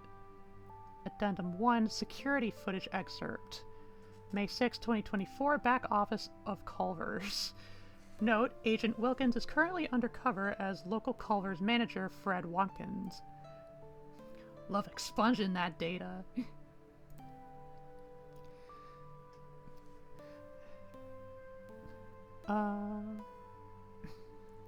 Because you're on the clock. Can we discuss this after close? No, you just listen to me.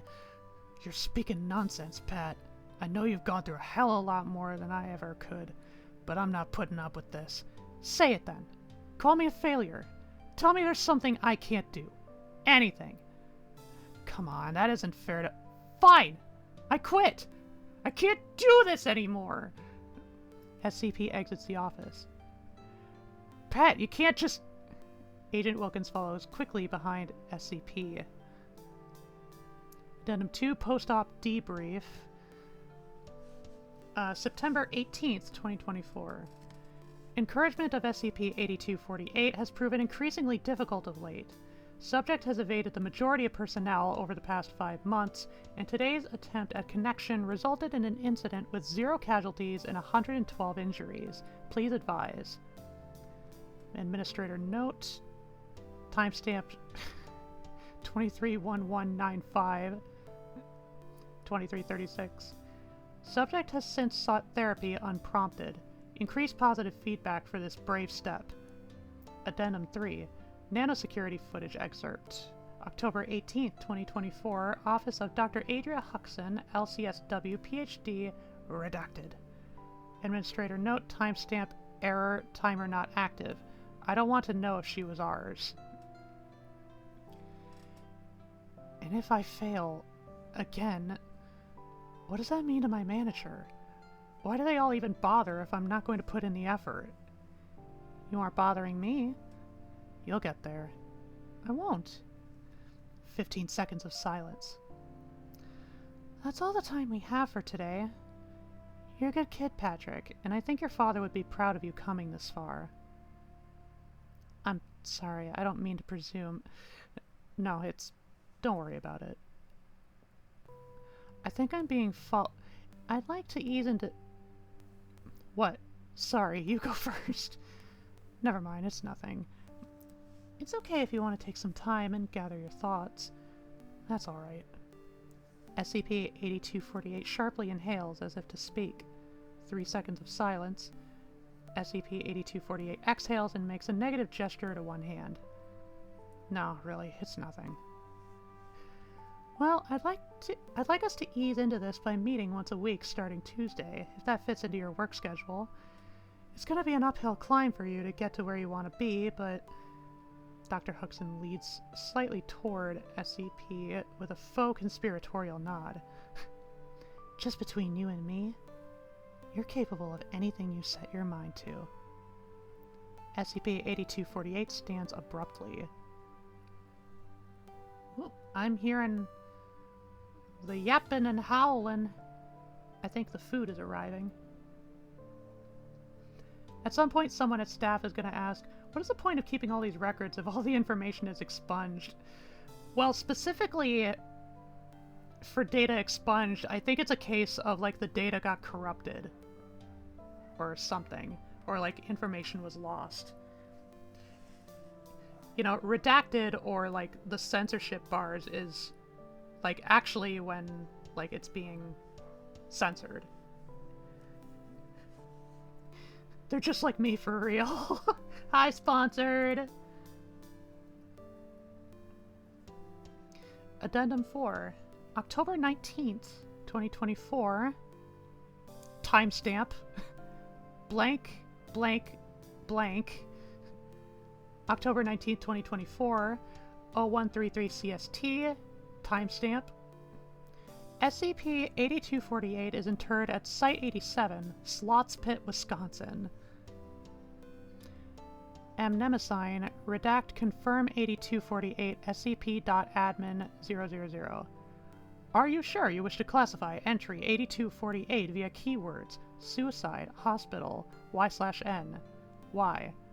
Does the Black Moon howl? Born of terrific impact, how else could it weep? Saving. Done.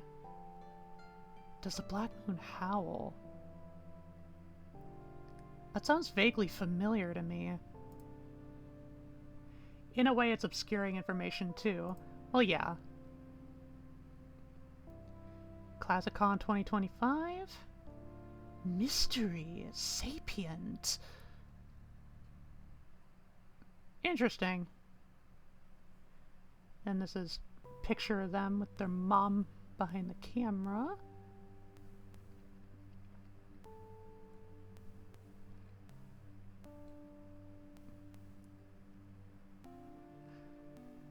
So it's basically like, you know, a guy, you know, who can do anything,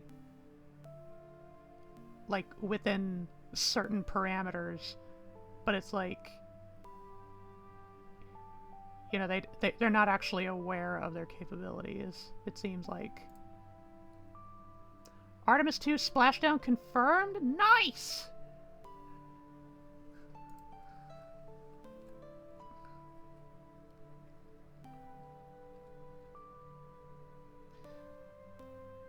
That was pretty neat.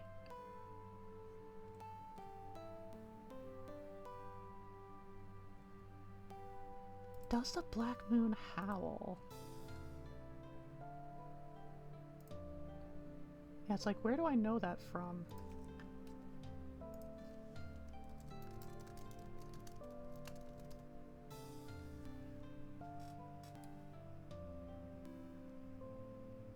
Semi-comprehensive list of does the Black Moon howl? Answers. Getting fancy with the CSS. Note, this is meant to be used as a resource, not as a canonical list of all answers to the question. Please do not pester authors for using them wrong or anything of the sort. Does the Black Moon howl?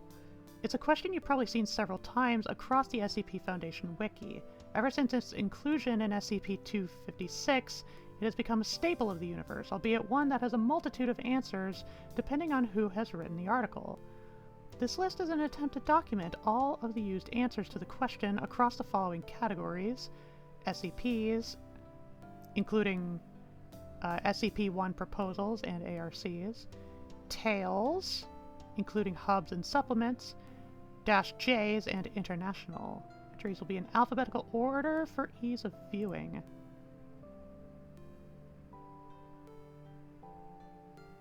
Oh yeah, these are all the answers. So I probably just came across it in a different article somewhere. I need to add dates to the timestamps rather than just an accumulation of hours, but overall I'm happy with the mystery box it presents. Yeah!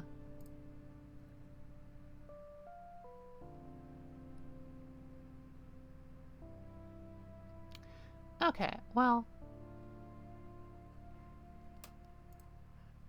I will have to proper BRB now that I'm pretty sure the food is here. First, Random tale. We're gonna read a tale this time. And we'll see, like, which SCP or SCPs are related afterwards. Tale! Okay. I'll BRB again. You sit tight.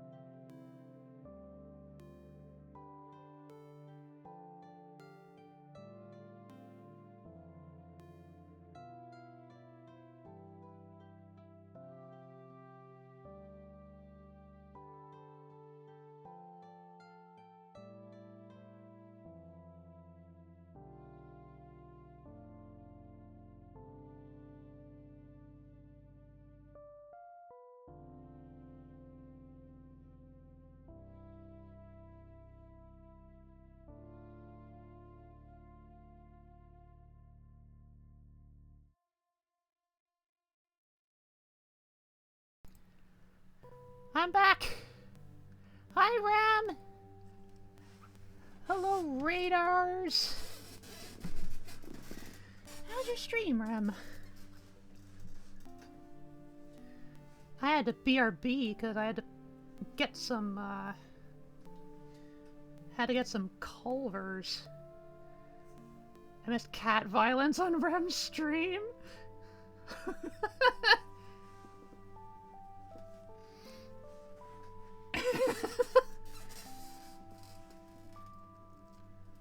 I mean, what else is a cat but just living violence? Zephyr bit me right on the end of my big toe right as I was going to radio? Owie!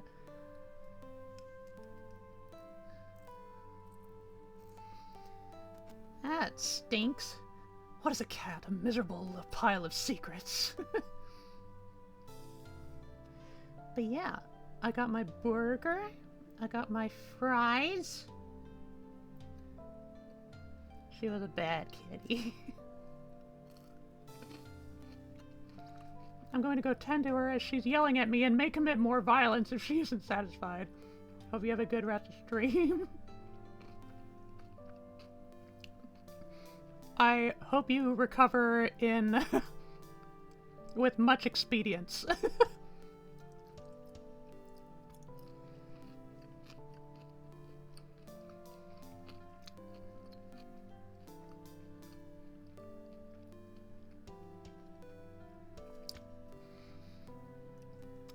How are you? Say, I'm pretty good. I have Culvers. Reading some skips. And now I'm gonna read a skip story.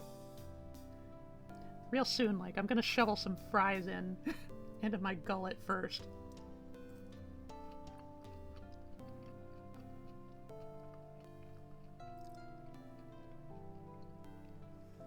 you have any suggestions on how to better suggest that the timestamps follow from 8248's birth? I know I shouldn't have expected readers to pull out the calculator, but I'm hoping to come up with something better than pure date and time. First administrator note coming at timestamp 0 is my best thought. I'm not too sure. Like, in my mind, it just... like, after a certain degree, you know, of like several years, you know, measuring by the seconds just kind of becomes impractical.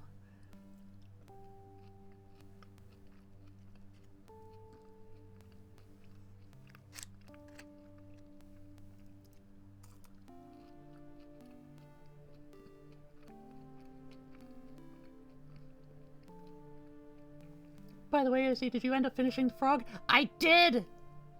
I did! If you redeem a stream, Froggy, I can show you!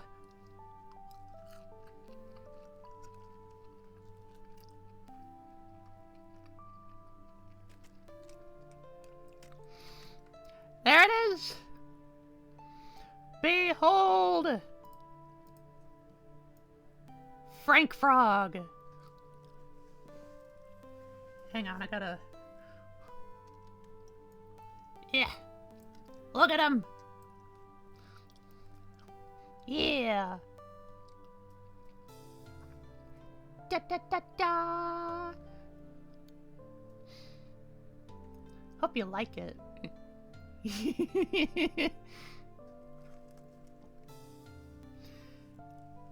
Alright, I gotta revert the transformation now.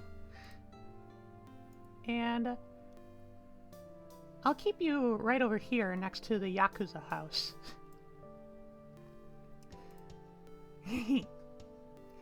Yeah! Okay. And dew on the grass, which is wishes for a blue forg.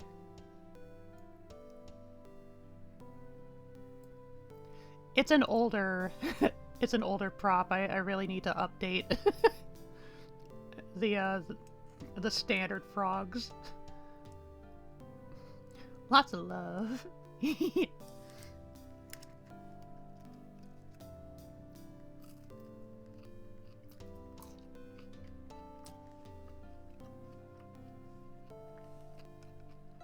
Ah!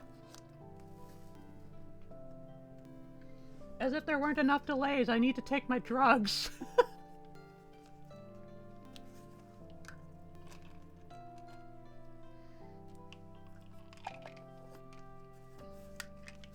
Yeah. The drummies.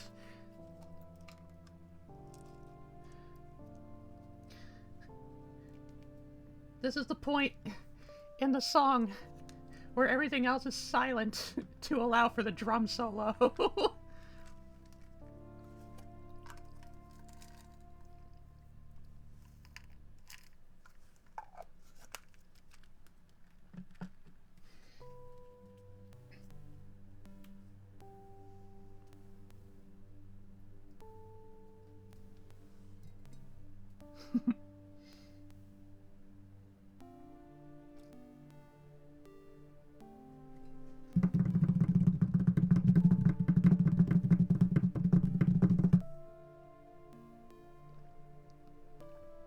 I did it!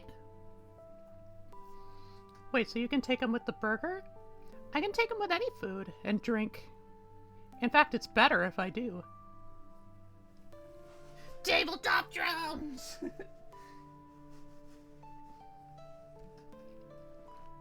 Okay. At long last. As I read, I will probably intermittently munch on a fry. This tale is called Unclogging the Multiverse's Trash. Lake Ontario is a hotbed for dimensional weirdness. Para-religions have historically exploited it to aid in their magics. Things like the eels, slip out of extra-dimensional space routinely, and if you've ever worked with the New 3 crew, chances are you've seen pockets of the lakebed that are larger than the lake itself. The reality researchers argue about what phenomena are at work, and Multi-U tries to use this as best they can for multiversal travel. That's all beyond us. Point is that since 1999, we've been trying to lock down on the weird. The Department of Occult Containment constructed the Arete Dimensional Array running across the lakebed, intended to monitor every blip in space-time and seal up anywhere deemed too dangerous. More mazes of pipes and sensors than most containment sites have. Does it stop dimensional weirdness entirely? No. You can't contain an entire lake. Does it make our lives a lot easier? Yes. Of course, this runs into problems. Sometimes wormholes will open in the middle of equipment or near it, and as that repeats, precipitate builds up, junk from alternate universes, creatures that barely qualify as animal life. Here, look this over. I think it should be more useful than me blabbering on. Nom, nom, nom, nom. Lake Wormtario. Incident date: July 8th, 2004. Maintenance crew Lamede discovered the cadaver of a tripedal entity fused with the primary access hatch to the E1 pipeline.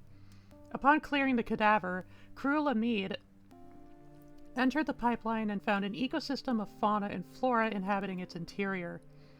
All organisms bore resemblance to the tripedal entity, and are suspected to have relied on the electricity transported through the pipeline's cable bundles as an energy source. The colony died after 10 minutes without an electricity supply. Site 201 containment, Arete Dimensional Array. Recovered precipitate matter 2006 to 2010. Fragments of the Alexander Mosaic, its construction matching that of an ancient Roman mural in baseline reality. The sole difference is the presence of M4 Sherman tanks in the place of each individual's head. A cathedral built in the Gothic architectural style. Statues of human bodies fused into a spherical mass and adorned with crowns lined the walls, and stained glass windows depicted a planet entirely surrounded in Gothic structures. The cathedral, having been constructed from cardboard, dissolved over the course of 2 hours.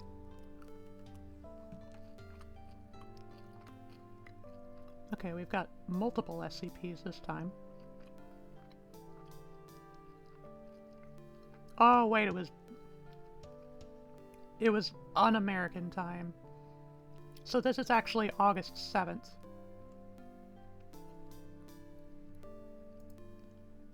Cathedrals everywhere for the eyes to see or something. Yeah.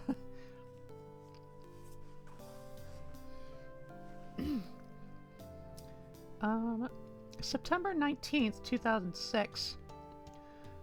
100 cubic meters of sapient gelatinous material blocked the Point B maintenance tunnel.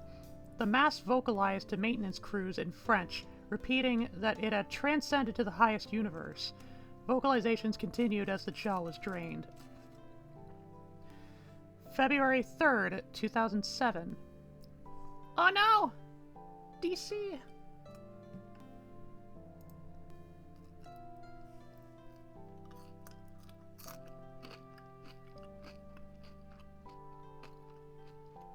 Good opportunity to just munch on my fries.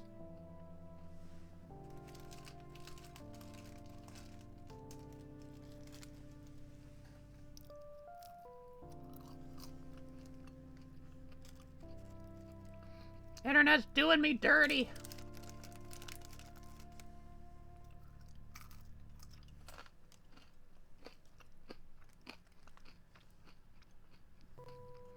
Okay, we're back. Internet was doing me dirty for a sec. That's why I have the note.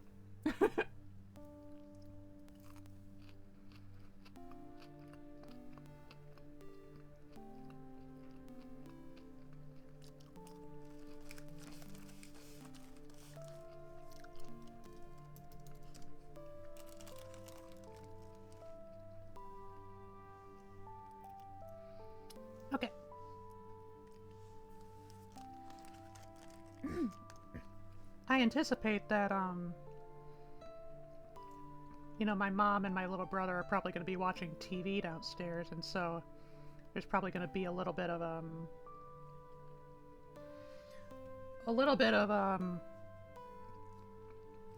weakening bandwidth.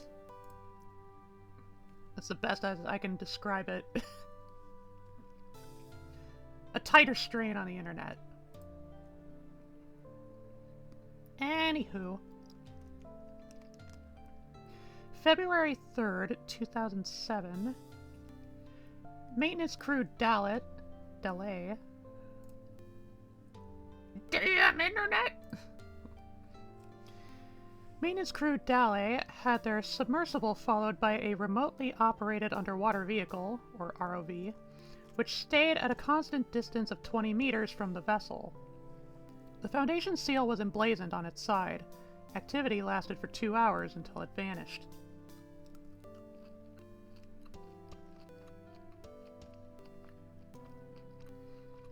A truck holding 50 copies of Oh, the Places You'll Never Go, an illustrated book in a similar style to Theodore Seuss Geisel that depicts anomalous locales and city-states. The author is listed as Dr. Blackwood. Water damaging has prevented thorough analysis. That's like the telepathic sea slug guy, isn't it?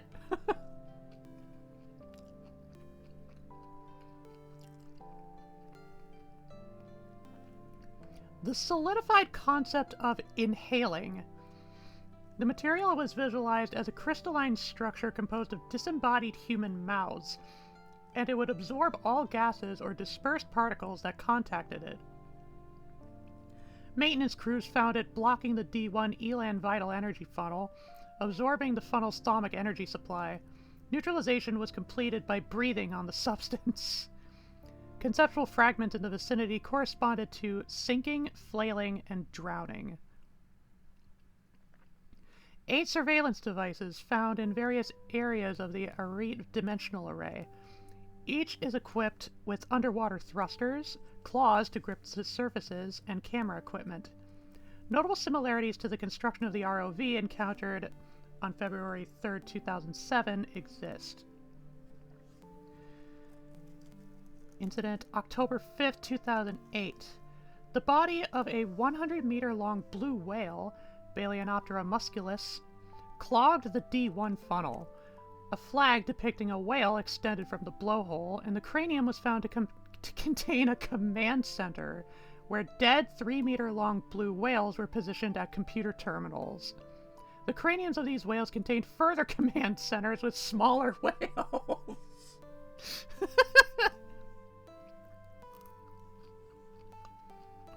June 24th, 2009. A wormhole opened at the Point E lakebed station, producing an organism identical in size and shape to Point E and its connected pipelines. The organism initiated in behaviors believed to be part of a courtship display, but accidentally self-neutralized when a pipeline tendril collided with a Scranton reality anchor. Full information on the ensuing reality destabilization is restricted.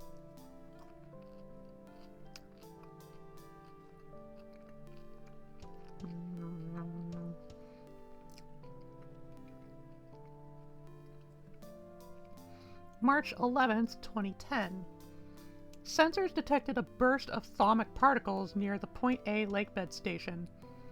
Readings corresponded to the artificial opening of a way leading from an extra-dimensional space. Mole Task Force Nu 3, Limnophobia, was scrambled to the area but found no signs of residual thermic energy, way activation, or any form of dimensional instability deviant to the local baseline. No signs of malfunction were present in the sensors. Monitoring of the area was increased.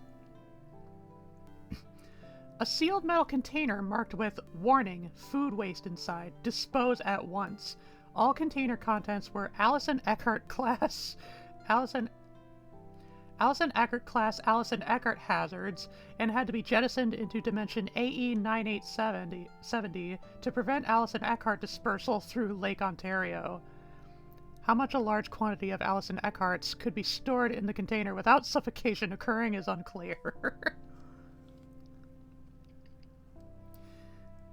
April 11th, 2010. The full staff of maintenance crew Aleph, working on Point A exterior plating, reported a sense of being watched to command. No observations with sonar, infrared, or other such viewing equipment found signs of abnormalities. Work proceeded as planned. May 11th, 2010. Maintenance crew Aleph claimed to have found an excess of nothing, encompassing the Point A power generator. Crew Aleph used all available tools to try and remove the excess, in one case using underwater mines to destroy the nothing, damaging the generator in the process. Out of concerns regarding mimetic infection, MTF Nu-3 was dispatched to investigate. MTF Nu-3 reported that nothing was present. Nyuk nyuk. A large mechanical entity emblazoned with the Foundation seal, equipped with 4 humanoid containment units, 8 tendrils, and homing torpedoes. The entity had projected a metaphysical cloaking barrier while at the Point A power generator, disabling it to attack maintenance crew Aleph on June 11, 2010. 4 personnel were pulled into its containment units before it attempted to conjure away. The threat was neutralized when Agent A. Bridger rammed its head into a nearby dimensional tear with a submarine, severing it. No Contact and Multiversal Foundations have claimed responsibility for this and the previous surveillance incidents. And a report. Documentation supplied by Site 201 Dimensional Oversight Committee. Secure, Contain, Protect. Yeah. Bear in mind that this is the craziest of what we get. Most of the time it's more mundane, like 4-sided triangles and creatures bending along 7 spatial axes, but when it escalates hard. With that said, welcome to Aleph crew of Zeta Zero, plumbing duty. This is how the job will go. When command sends a signal, we'll suit up, hop in the nearest submersible, and dive off to anywhere maintenance is needed. Doesn't matter how broken or how dangerous it is, we will get there and we will fix it. You'll be the one keeping all our paratech in check. If our auto-exorcists can't excise another reality's demon, that's on you. Don't screw it up. Oh, and before I forget, don't swim near any dimensional tears. It's easier to fall out of reality than you'd think. I used to think whenever stories took dates around the early 2000s, that's not that long ago, like I would expect them to take to the 1900s, but not the early 2000s do... But not the early 2000s do feel similarly dated. Yeah.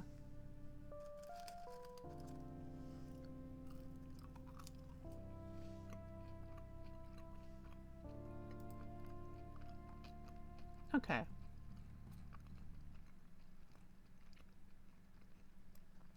So there was 1, 2, 3, 4 different SCPs. I don't know if I have time to read them all. But we're starting with SCP-2742. Like, the early 2000s are starting to feel as old as the 80s and 90s. Real! It also doesn't help that here in the 2020s, mid-2020s, with, you know, everyone pretty much being, like, terminally online, time feels like it's moving so much faster than it actually is.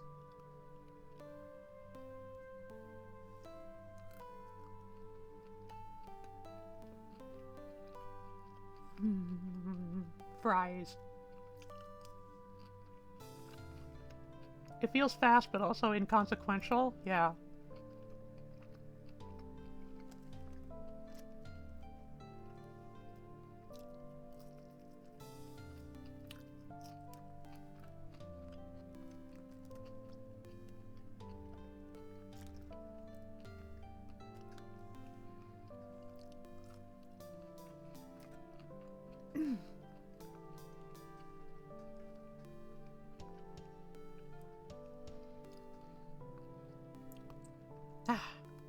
Salty.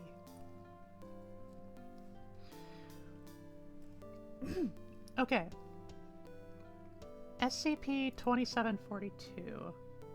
Soon enough the 2010s are gonna feel long past as well, because they are. I definitely feel it. Containment class Euclid, disruption class Kenneck, risk class critical. Oh dear. So, requires some resources to contain, some resources in order to obscure from the public eye, and it is highly dangerous. Special containment procedures. SCP-2742 instances should be contained in an aquatic containment chamber outfitted with a cant counter to monitor Hume levels. Hume's, if you don't know, is basically like a measurement unit of like basically how close to baseline reality something is. One long-ranged reality adjuster should be kept focused on the chamber at all times, increasing the Hume level of the chamber to keep the SCP-2742 instances fed.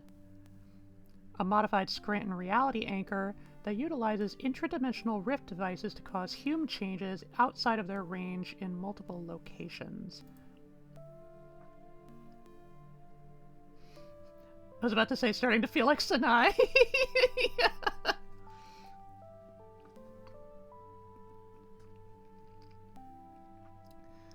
Hume levels should be around the area average as a result of the changes from feeding.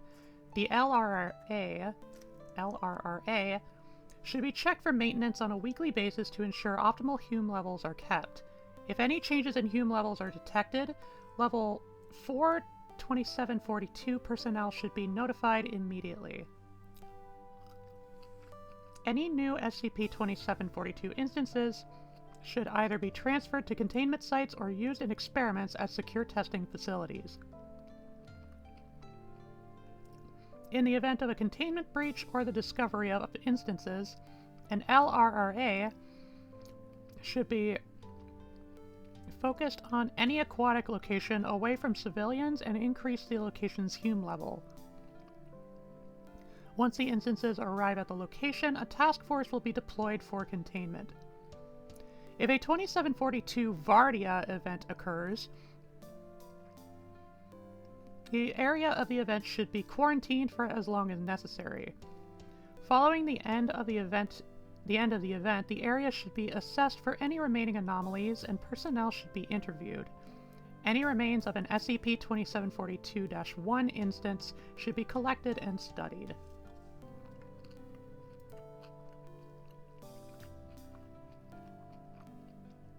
How is the baseline level determined anyway?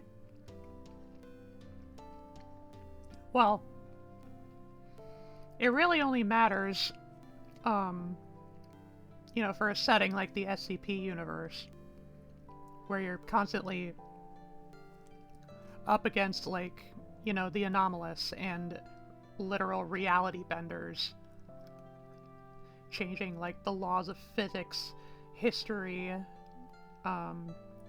thermodynamics. So basically, a good rule of thumb is basically, if it doesn't seem like if there are a certain number of Humes, what am I saying?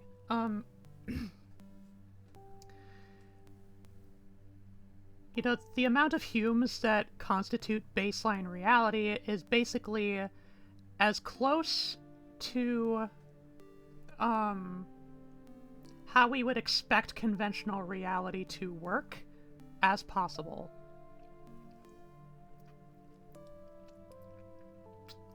If something isn't or doesn't behave as expected, then that's considered as anomalous, yes. It would also constitute, you know, knowledge of parallel universes and alternate dimensions and stuff. So, you know, it's not really something we could feasibly measure in reality. Like, here, in IRL. Anyway. Description.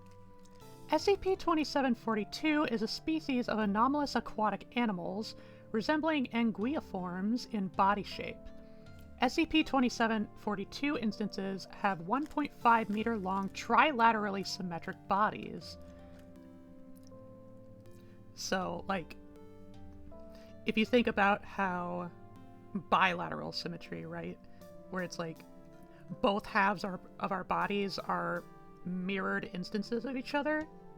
Trilateral is like you would have 3 mirrored instances, with slight edges separating each side. The instances are dark purple in coloration with lighter patches on certain parts. The head is a tetrahedron, composed of a gray rocky material.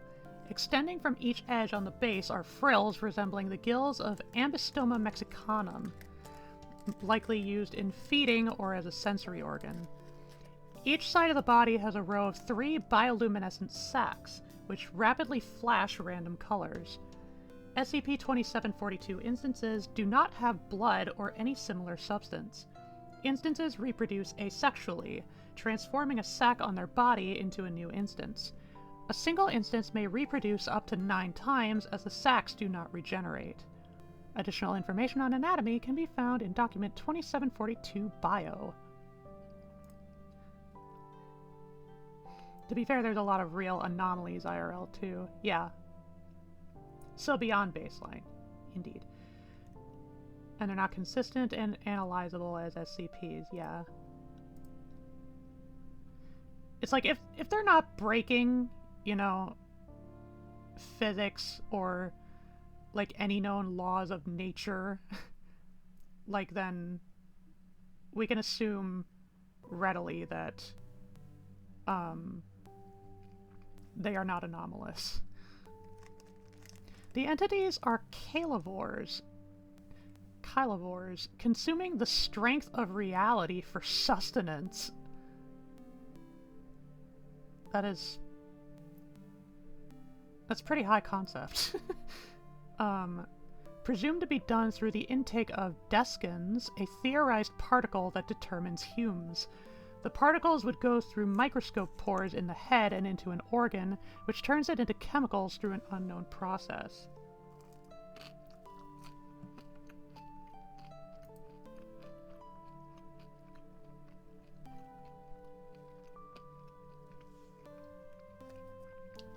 If there's one anomalous instance or phenomenon and it's not replicable or predictable, can it still be categorized as an article? Yes. In which case, I think, usually, from my understanding, it goes in, like, one of 2 things happen. Either its containment procedures are classified as neutralized, in which case, you know, it was anomalous, but now it's not. Or, I know there's also, like a collective, sort of like a sub-writing hub that have, like, different departments of, like, certain, like, smaller and more minor anomalies, and one of the categories in there is, you know, any anomalous instance that was just too brief to contain or study. And it only happened once, so.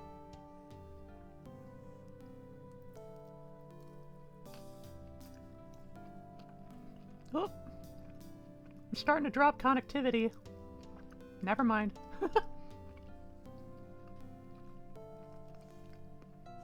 It's more of a, we don't know exactly how this works or how to contain it, so we just take basic precautions and hope for the best. Yeah.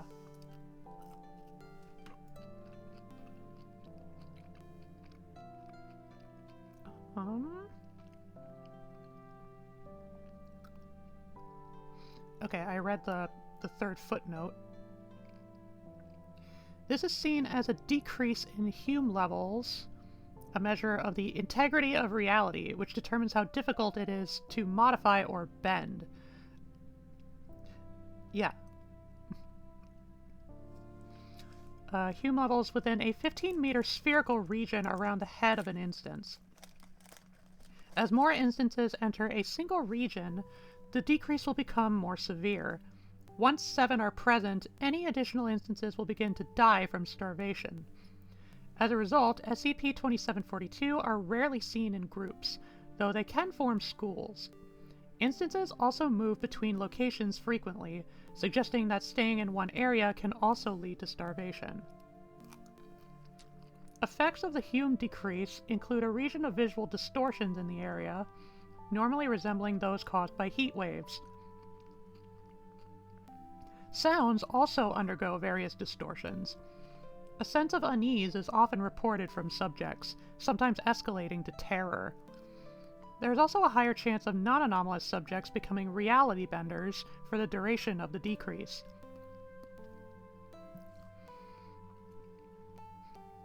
Okay, I guess that's another way to think of it in terms of the Hume levels. It's like, the fewer Humes there are, the more unstable it is. And then the more stable it is?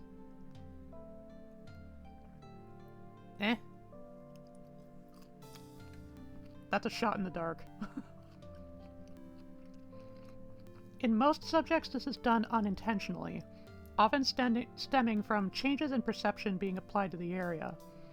It is also more likely for anomalous phenomena to spontaneously occur, though it is rare for anything created during this to exist outside of the area. I can also think of certain articles that are like, this SCP was a thing at one point, and is now no longer a thing, but we still have everything regarding it here. Yeah. Purely for the sake of record keeping.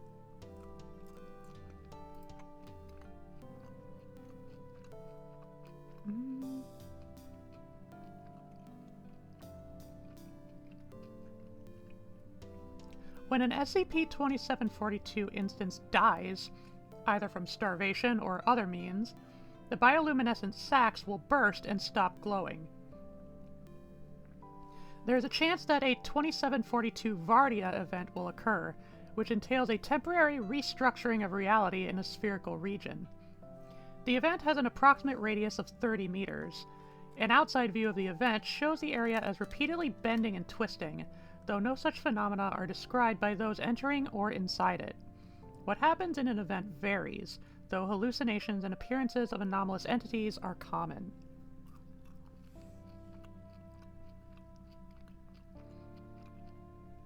After an event, the area will return to normal, though some objects created or distorted in it remain. Hume levels will increase to the local average after approximately 5 hours.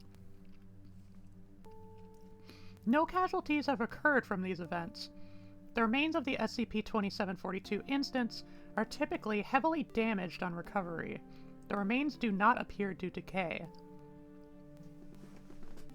Not all entity deaths will result in a 2742 Vardia event, with 4 out of the 9 recorded deaths not causing one. Whether the probability of an event occurring is determined by outside factors or by chance is unknown. Discovery Log. SCP-2742-1 was detected in Lake Ontario after a trail of lower than usual Hume levels was detected by Casual Cant range monitors. Larger versions of Cant counters that are also more sensitive to Hume level fluctuations. Okay, so that's a tool that they measure it with. On Foundation patrol boats. MTF Nu-3, Limnophobia, were dispatched to track and contain the cause of this decrease on October 15, 2016. SCP-2742-1 was discovered on a yacht, stored in an aquarium at the back of the ship. Interrogation of the ship's crew revealed that they were members of GOI number 03088, the Church of the Second High Toth. A religious organization which believes that the universe is the second universe to exist. The church worships a deity known as Rakmo Lusan, which protects the universe from extra-universal entities. Members routinely make blood sacrifices to the deity, presumably keeping it healthy. Investigation into the group is underway. We're members of the church, and we're planning on bringing the anomaly, referred to as a Nol-Av, back to a church facility for preservation. A ritual was used by the crew to let them detect changes in reality, leading to the discovery of SCP-2742-1. Due to the effects of the reality decrease, a full interview was unable to be performed at the time of discovery. The crew was detained, interrogated, and subsequently administered amnestics. SCP-2742-1 was brought to Site-201 for containment, and the yacht was stored for investigation. Once the containment of SCP-2742-1, since the containment of, 24 instances have been born, 9 of which have died. SCP-2742-22 is the only other instance to have been discovered in the wild, also found in Lake Ontario. This instance died during recovery.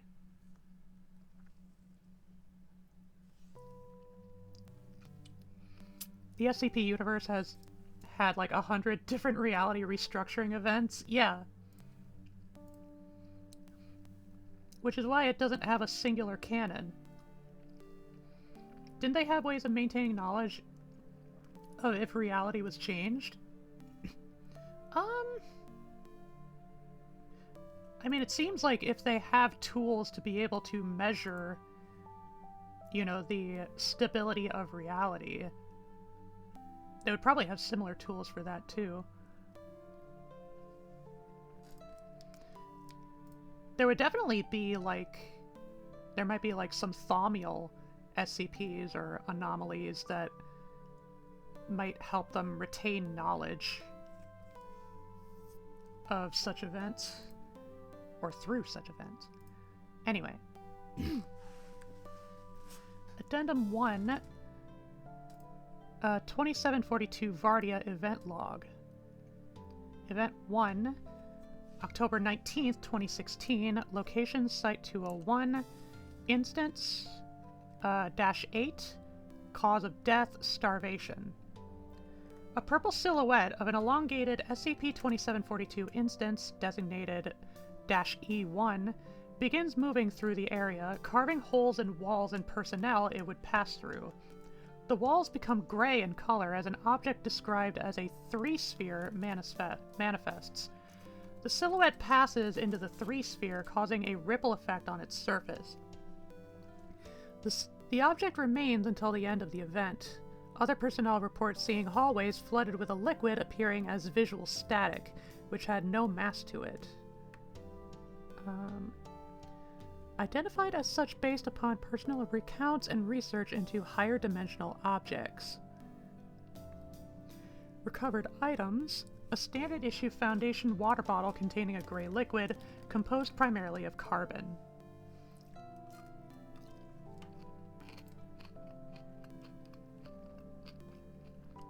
I think there was something specifically making them aware of reality has been restructured. Yeah.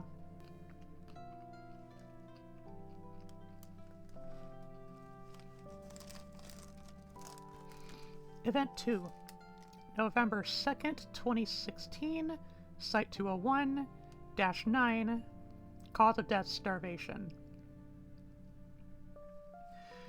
Description: the entire area becomes black, with personnel experiencing the effects of zero gravity. A large white entity is seen in the distance, rapidly changing in size and shape, occasionally being separated in half and reforming. Various white dots and amorphous shapes are seen coming off of it. SCP-2742-E1 appears in the distance. At this point, some personnel report being pulled towards the entity, which reportedly had a Hume level of 0 around it. Descriptions following this vary. Other personnel reported the white entity breaking apart into clusters of stars and some nebulae. Some personnel would morph and divide into miniature solar systems of varying structure, which would disintegrate or change shape when near SCP-2742-E1. A dark blue silhouette manifests in the distance, with a vaguely humanoid torso, a spherical head on the chest, legs that have a mass of tendrils as the lower half, and 5 amorphous objects that circle around the torso, designated SCP-2742-E2. The silhouette is positioned above assorted gas clouds researchers had burst into, which had formed into a large disk. Recovered items: 11 spheres composed of assorted human tissues varying in size, with genetic matches to personnel in the event. A Foundation-issued tablet with the words, "The Lesser of Mind Envies," or "The Lesser of Mind Envies," inscribed on the screen, with the corner of the device stretched out 1 meter in length. Additional notes: contrary to reports, no changes in Hume levels were detected during this. Testimony by Dr. Ilana Varda.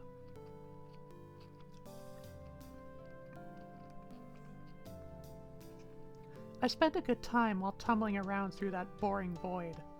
Sure, the cosmic paint splatter was interesting, but there was a whole lack of excitement. Up until the serpent thing began slithering its way towards me. I tried to push myself away, but that's difficult to do when you can't push on anything. I saw James and the rest of them get sucked towards it and disfigured. So I freaked out and got a nice lungful of bitter nothing. Next thing I knew, I was joining them. I got stretched and split and reformed repeatedly, while the colors engulfing me beat disharmonious drums. My eyes turned into fractals and my spine elongated to somewhere, while that thing, Nolos, its 9 eyes just stared. Thank whatever god exists that I'm not in its vision now.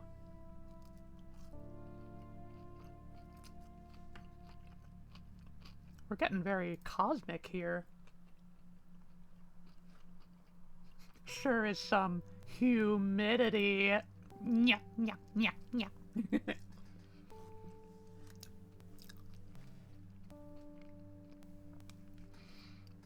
Event 3.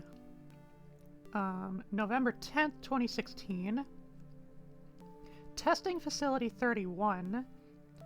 Instance is -13. Cause of death, starvation. The area's floor bends into an orange platform with a large metal statue in the center of it. The platform is constructed from bones of unknown entities, some of which protrude from its surface. The statue depicts a tripedal entity with tendrils wrapping around its torso, a crescent-shaped head, and 2 femur-shaped protrusions extending from its back. The walls expand until the platform appears to be in space, surrounded by yellow nebulae and dark planets. A bright pink sphere with circular patterns moving across it illuminates the area. Various silhouettes of different entities appear on the platform and begin to worship the statue. Personnel either turned into the silhouettes or joined in the worshipping. Common noises in the area included chirping, gargling, and chanting. On occasion, the entities are occasionally forced off the platform and dissolve into clouds of particles.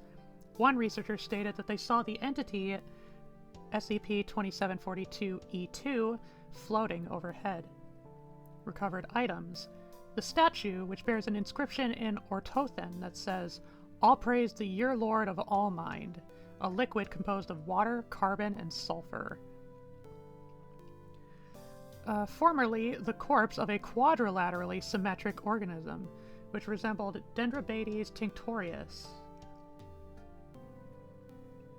I'm not sure what species that is, just from its binomial. The corpse dissolved into the liquid 30 minutes after recovery. Testimony: Dr. Selman Halouk. It was beautiful. What, you want me to say more? Did the others sound too delusional with their descriptions? It would be impressive if they didn't. Being there, bowing and shouting, and we had no privacy there, but nothing cared. We could melt into each other and dance through mental rivers as wafts of the burning skeptical thoughts filled the glory of the whole. It wasn't a big deal that nobody could dissent, since we had no reason to. Event 4, November 24th, 2016, Testing Facility 31, Instance-17, Cause of Death, Physical Trauma. The event began in a similar manner to Event 3, though one researcher transformed into the shape of the statue at the start. Eventually, personnel reported SCP-2742-E2 appearing in front of them. The crowd around the statue starts to panic, and the entity reportedly vanished. At this point, personnel report losing all control over their bodies, stating that SCP-2742-E2 had forced them out of their minds. The researcher who became the statue transforms into a white silhouette of the entity it depicts, designated SCP-2742-E3. Versions of E2 emerge from crowd members and fly towards E3. E3 Games Conference, with the researcher reportedly blacking out. The E2 versions vanish, and the E3 can be seen spasming while releasing blue light. The platform breaks apart as the pink sphere contorts. 2016, that's 10 years ago, yep! Note. This event was experienced by a crew of 3 agents from MTF Nu-3, who were on a Foundation containment submersible during this. The name of the agents are used in this due to there being few personnel involved. Event 5, December 1st, 2016. Underwater in Lake Ontario. Instance 22. Cause of death, prior injuries. Several gashes along its body and a red metal spike that had impaled it. The area turns black, with a cluster of light specks in the distance. The corpse of SCP-2742-22 transforms into E1 and begins to swim around. The submersible transforms into E3, and Agent Garvin Neal becomes E2. The interior of the vehicle turns to resemble white, metallic versions of body tissues and organs. Agents Alan Bridger and Kenna Rodina begin yelling various words of an unidentified language repeatedly as Agent Neal phases out of E3, moving towards E1. He enters the head of the silhouette, and after several minutes, E1 transforms into a large, 4-dimensional maze, which Agent Neal is inside of. Neal attempts to attack the maze with the objects circling him, which have transformed into long triangles. Parts of the maze break, and it begins to rapidly spin around, causing Neal to be thrown around inside of it. At this point, Agents Bridger and Rodina pass out from exhaustion. Based on damaged footage from a camera on the submersible, Agent Neal continues to be thrown around until the maze breaks apart. E1 reforms and splits apart into various smaller versions of itself. Recovered items. 11 slivers of tissues suspected to be from SCP-2742-22 found in the submersible's ballast, a red metal spike with various unidentified thaumaturgical symbols carved on it. Additional notes. All agents were recovered when the submersible resurfaced an hour after the supposed end of the event.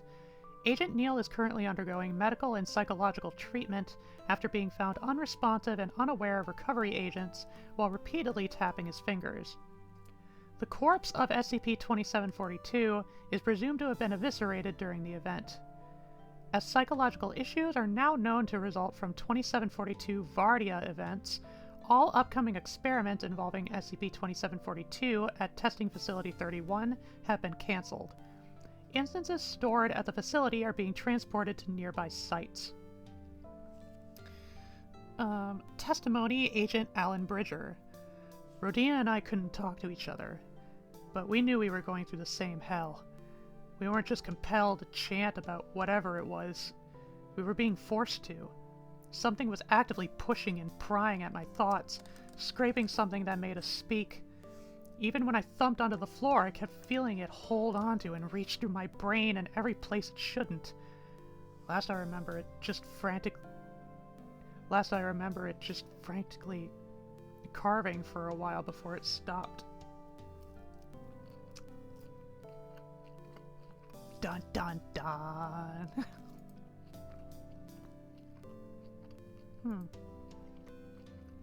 Oh.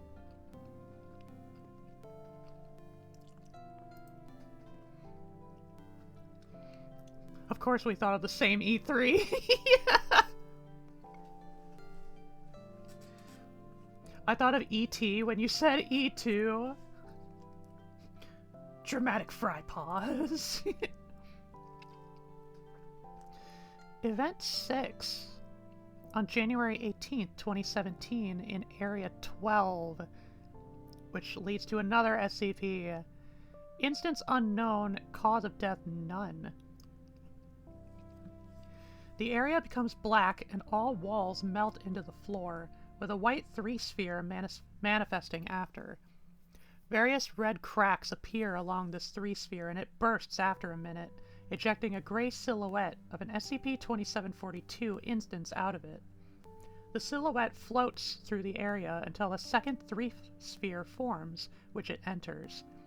After the entrance, the 3-sphere vanishes and the event ends.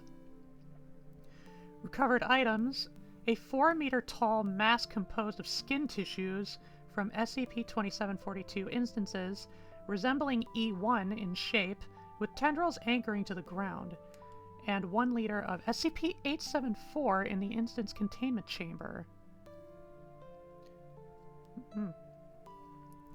Additional notes: during this event, all Scranton reality anchors at Area 12 cut off, or shut off, accompanied by a large increase in Humes.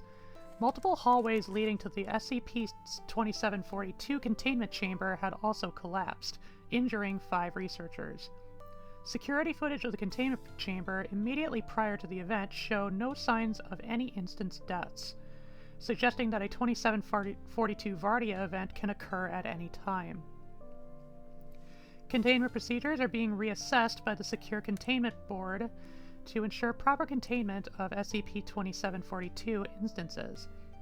Information regarding this event has been restricted to prevent fears of major reality shifts from low-level personnel. Whether the shutdown of SRAs was caused by the anomaly or an outside force is under investigation.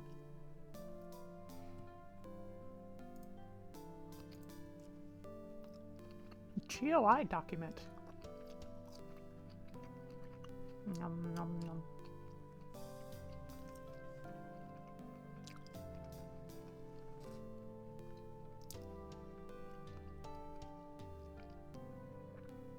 Go.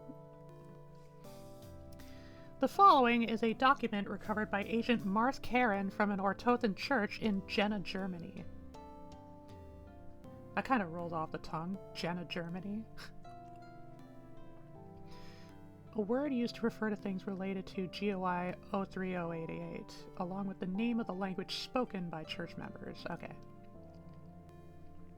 Due to similarities between the narrative of this story and certain 2742 Vardia events, it has been included in this document.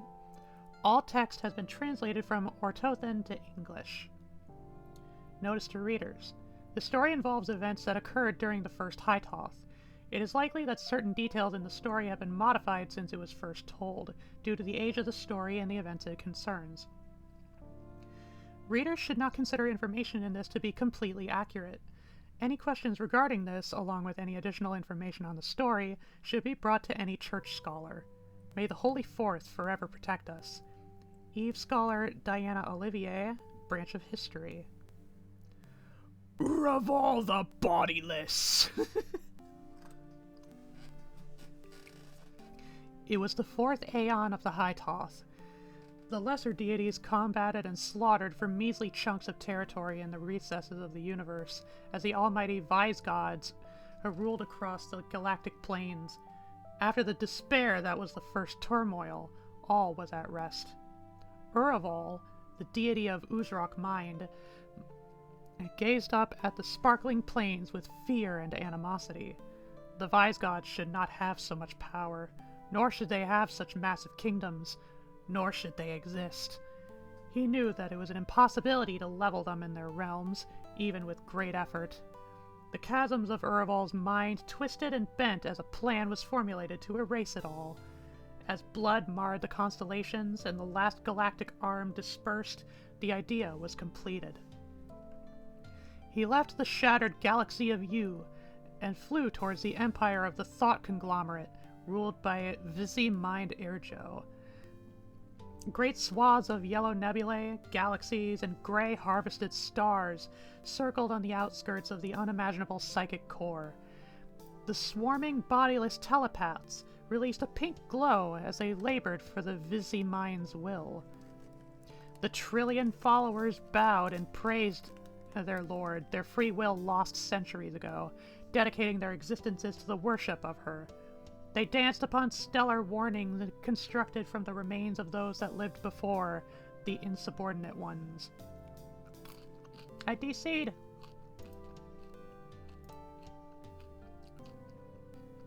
I have undC'd!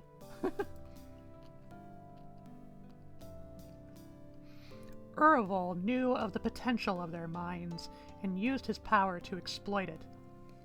One by one, the followers' minds were replaced, and they all became Urval. Erjo sensed a loss in faith and dispatched a body of hers to solve the issue. The Urval trillion mentally bombarded Erjo, and gradually her conscience was melted and absorbed. His physical form wretched and disjointed from the strain, but it mattered not. The bodies of Urval soared out of the collapsed empire and into the eaten chaos, the void carved out by the ancient Nolos. The beast swam through the inky madness, shaping the flowing realm with its imagination. Strange colors and shapes whispered and vanished as he passed through the unnatural. Things that were between life and death reached out for an end and were peeled away to other dredges. If the first could be taken, the rest of the Vise Gods could go too. The strength of the psychics coursed through Urval as his advent came, delegating the perception of surroundings to entities outside of the realm. The area would not overload his focus. The proxies assembled into a grid around the first, and he began to channel his mind into it.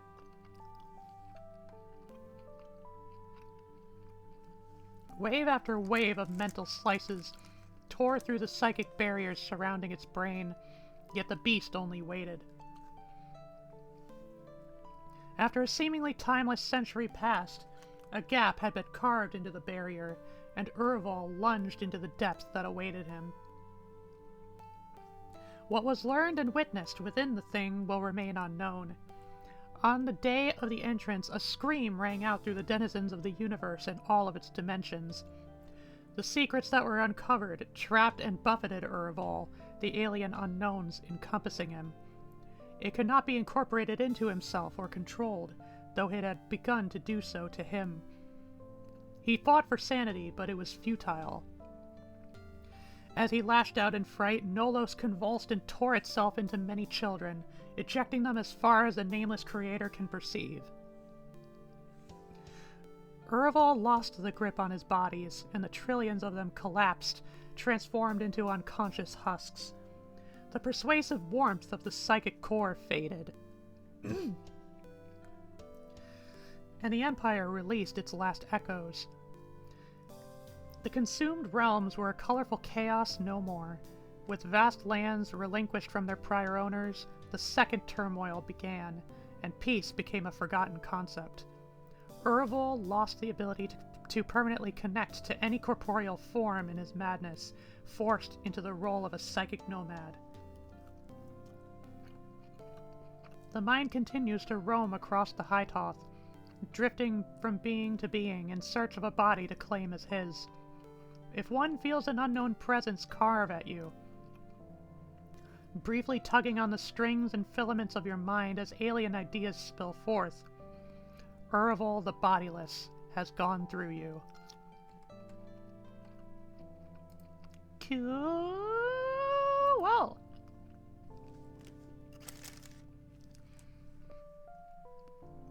So reality bending, wacky eels worms.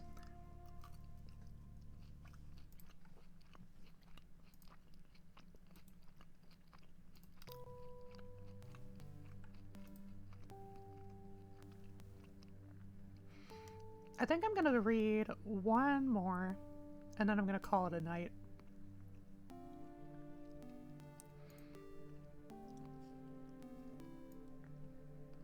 Okay, so crowns is referring to this one.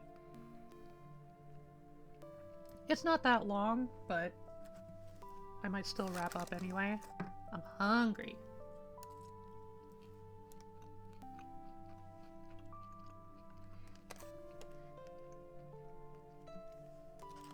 I'm gonna finish off my fries real quick. Oh, no, no.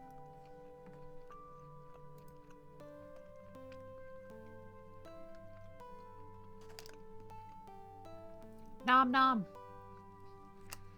Nom nom.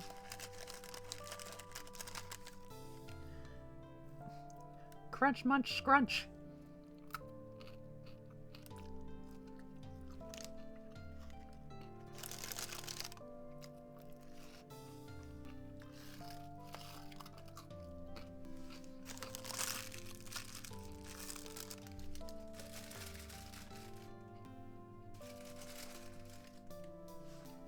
Done.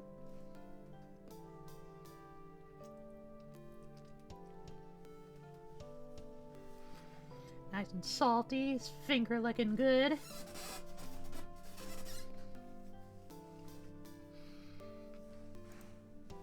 Okay. A sip of coffee, and I'll be good to go.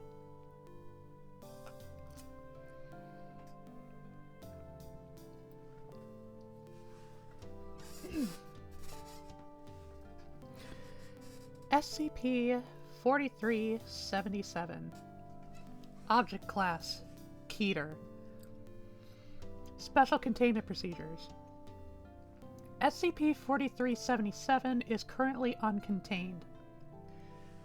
Multiple Foundation personnel are permanently engaged in direct combat nearby, and are currently attempting to direct it into uninhabited areas of woodland. A unit of MTF Upsilon Piero... Piers? I don't know. No clue. Slings and arrows, has been instructed to maintain a safe distance, divert civilians away from the entity, and attempt to block it from public view by means of WPSEAP generators and conventional camouflage. So first off, a distributed task force specializing in the non-lethal containment of anomalous megafauna and other large-scale aggressors. And then weak portable sensory extrapolation field generators. Okay. Research into a method of overcoming SCP-4377's compulsive effects is ongoing. Under no circumstances are any persons to come within 60 meters of the entity. Description: SCP-4377 is an immense entity composed of 48 individual humans bound together with adhesive solvents, paper, and large amounts of wood pulp. SCP-4377 is roughly humanoid in shape and wears a crude crown constructed from the rotating drum of a paper press. It displays both autonomy and low-level sentience, ambulates constantly at an average speed of 0.15 kilometers per hour, and does not respond significantly to external stimuli beyond a range of 55 meters. Despite remaining fully conscious and seemingly invulnerable, the constituent persons, designated POI 4377-1 through 48, do not appear to possess any degree of control over the entity's actions. SCP-4377 formed on... it's either June 12th or December 6th, 2001, in the Hemel Hempstead recycling plant, Hertfordshire, England. We're back in England! We're back with the British! Which specialized in the reprocessing of paper prior to a Foundation-initiated shutdown. It is believed that of the people composing SCP-4377, the vast majority are the plant's former employees. All POI 4377 instances have vocalized near continuously since the anomaly's formation. Once per week, POI 4377 will slowly expel crude replica weapons from their mouths, passing them outwards manually in the case of instances fully embedded within SCP-4377, and allow them to fall to the ground. These weapons are universally composed of paper, cardboard, glue, papier-mâché, and adhesive tape, and of designs ranging from crude cutouts to intricate models, apparently selected randomly. All weapons produced so far have been representative of those found in Britain during the medieval period. See Addendum. During this expulsion period, which ordinarily lasts between 1 and 3 hours, any persons within 55 meters of the entity will be assigned to one of two groups, based upon a criterion that alters after each selection period. Criteria observed so far include hair color, preference for either Coca-Cola or Pepsi brand drinks, attitude towards pineapple as a pizza topping, support for or rejection of the Oxford comma, and feelings towards the planetary status of Pluto.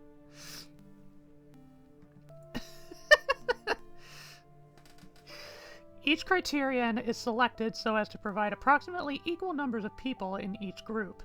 Individuals assigned to one group are inflicted with an unnatural hatred towards the other, as well as displaying increased empathy and friendship towards fellow group members and a complete inability to A.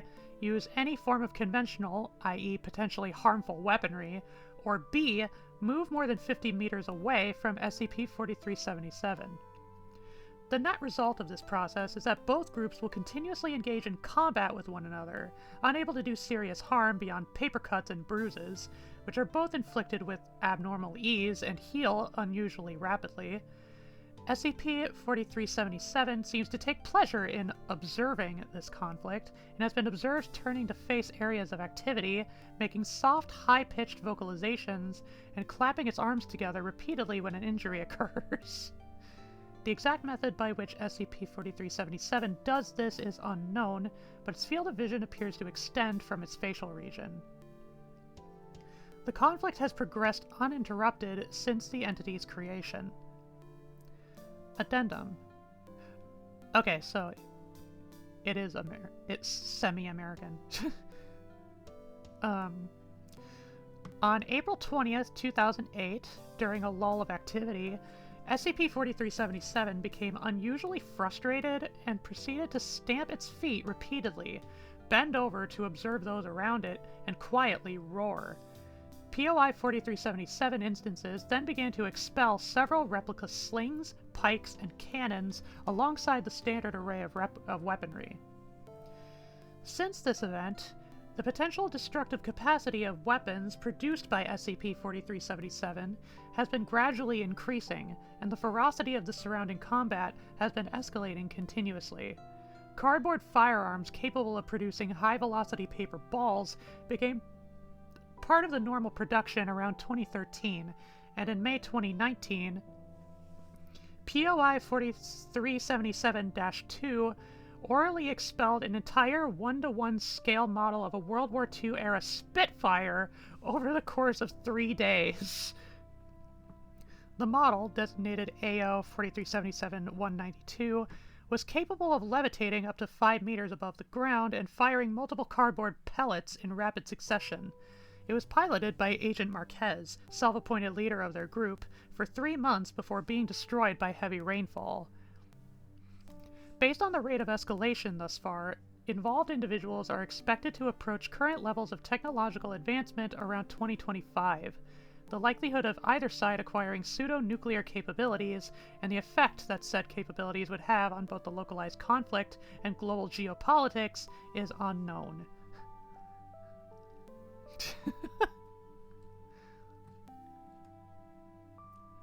You know, just cardboard warfare.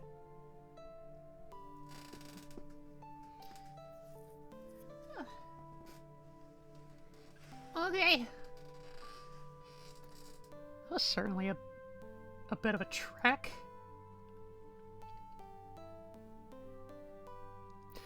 Just out of curiosity, though. Click another random. Oh my god, it's a -J? Okay, wait, I gotta read this one. Let's cap up on something funny. SCP-666-J. Object Class Euclid. Special Containment Procedures. D-Class and Gerald are the only ones allowed to get on any vehicle that Dr. Gerald happens to be driving. Prepare a number of body bags equivalent to the number of passengers on any vehicle that he happens to drive, minus himself. Additionally, medical teams must be on standby if Dr. Gerald will be traveling through a populated area or any form of potentially hazardous environment, e.g. a nuclear power plant, chemical refining plant, etc. Description: all individuals who board any vehicle or form of transportation that Dr. Gerald himself is controlling in any form are assured to die. Testing has shown that even those who escape vehicles he's been driving are doomed. They are generally struck by another moving vehicle within minutes. In such cases where the passengers aren't near any other vehicles, they will fatally suffer from apparently anxiety-induced heart attacks. Dr. Gerald himself, oddly enough, always survives whatever horrors he puts a vehicle through. Additionally, all potentially hazardous objects seem to become even more dangerous if he is manning a vehicle in their general vicinity. Knives penetrate more than their sharpness would accord. Normally benign oil tankers become moving bombs that will detonate with the slightest touch. Buildings lose any significant rigidity, and pedestrians seem to lose all forms of self-preservation, throwing themselves into his path. A mere bicycle ride can inflict the devastation of an EF3 tornado.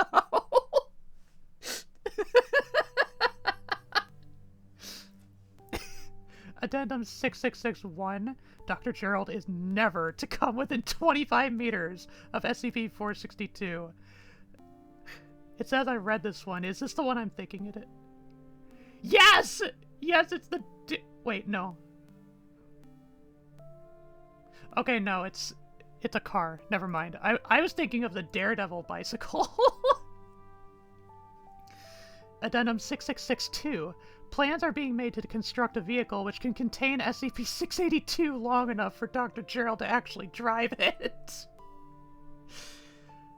Dr. Gerald was told to take an ordinary school bus full of D-Class to a nearby site. He somehow managed to end up in a demolition derby. How the hell did he manage that with an electrically powered Segway?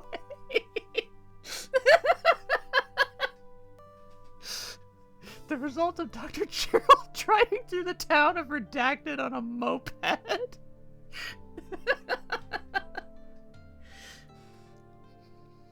Our research team hypothesized that rollerblades are technically vehicles. We tested their hypothesis by having Gerald skate into the ORIA's headquarters in Tehran. They were right. Oh god. 10:07 a.m. March 15th, 2000 blank. Approximate velocity 400 blank kilometers an hour. 10:11 a.m. March 15th, 2000 blank. Death toll blank. We have this tract of land over in blank blank just in case we have some sort of vehicular SCP that needs to be decommissioned. Coincidentally, it's also the only place that Dr. Gerald is able to drive without permission. Nothing!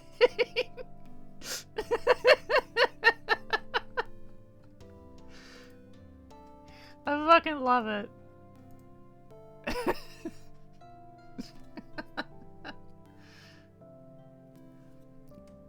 God, me whenever I play Burnout Revenge.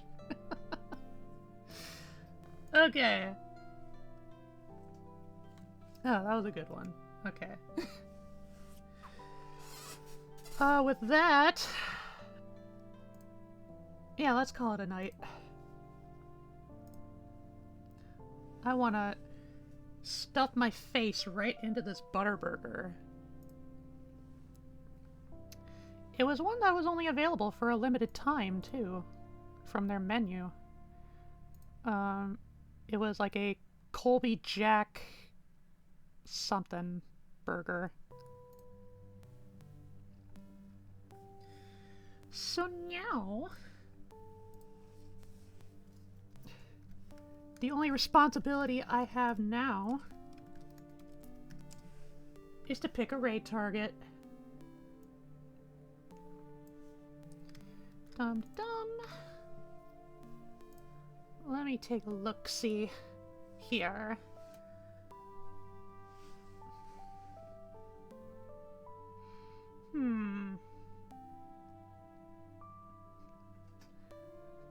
Dollop is playing a Pokemon Soul Link Nuzlocke. That looks fun.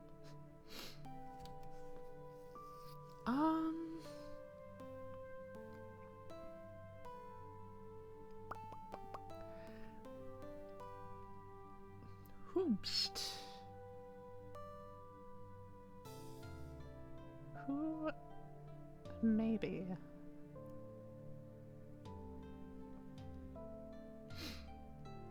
Oh, Soul is still alive. Playing Vintage Story.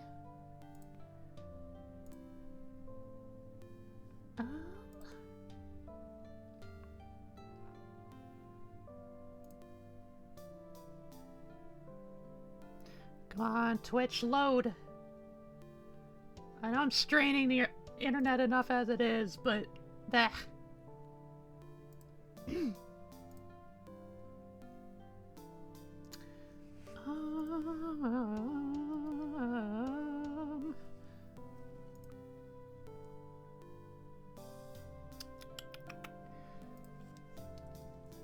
I'm just gonna preemptively type out Solaris Dream Weaver.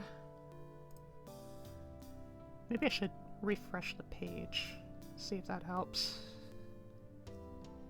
If that helps any a smidge.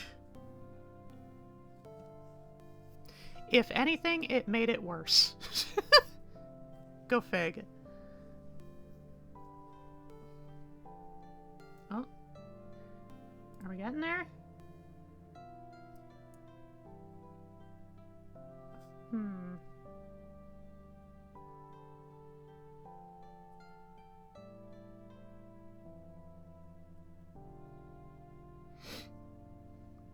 There it goes. Okay. Bum-ba-dum! Solaris! Okay, Lily Pals, I will be back on Monday, probably with some more Sly Cooper. At some point, I do want to continue more with Monster Hunter Earthburn.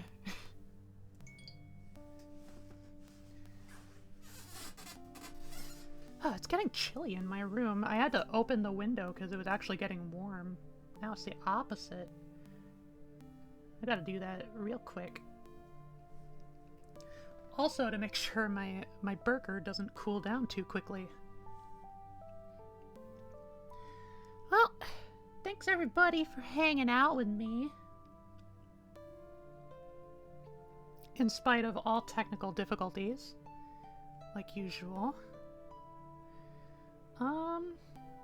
Yeah, Monday more Sly Cooper. I actually don't have a library day next Wednesday, so I might actually do a stream then, because I won't be able to do next Thursday for sure. No matter. We'll see what happens. Okay, happy time zone. I believe in you. I love you. Oh yes, with me.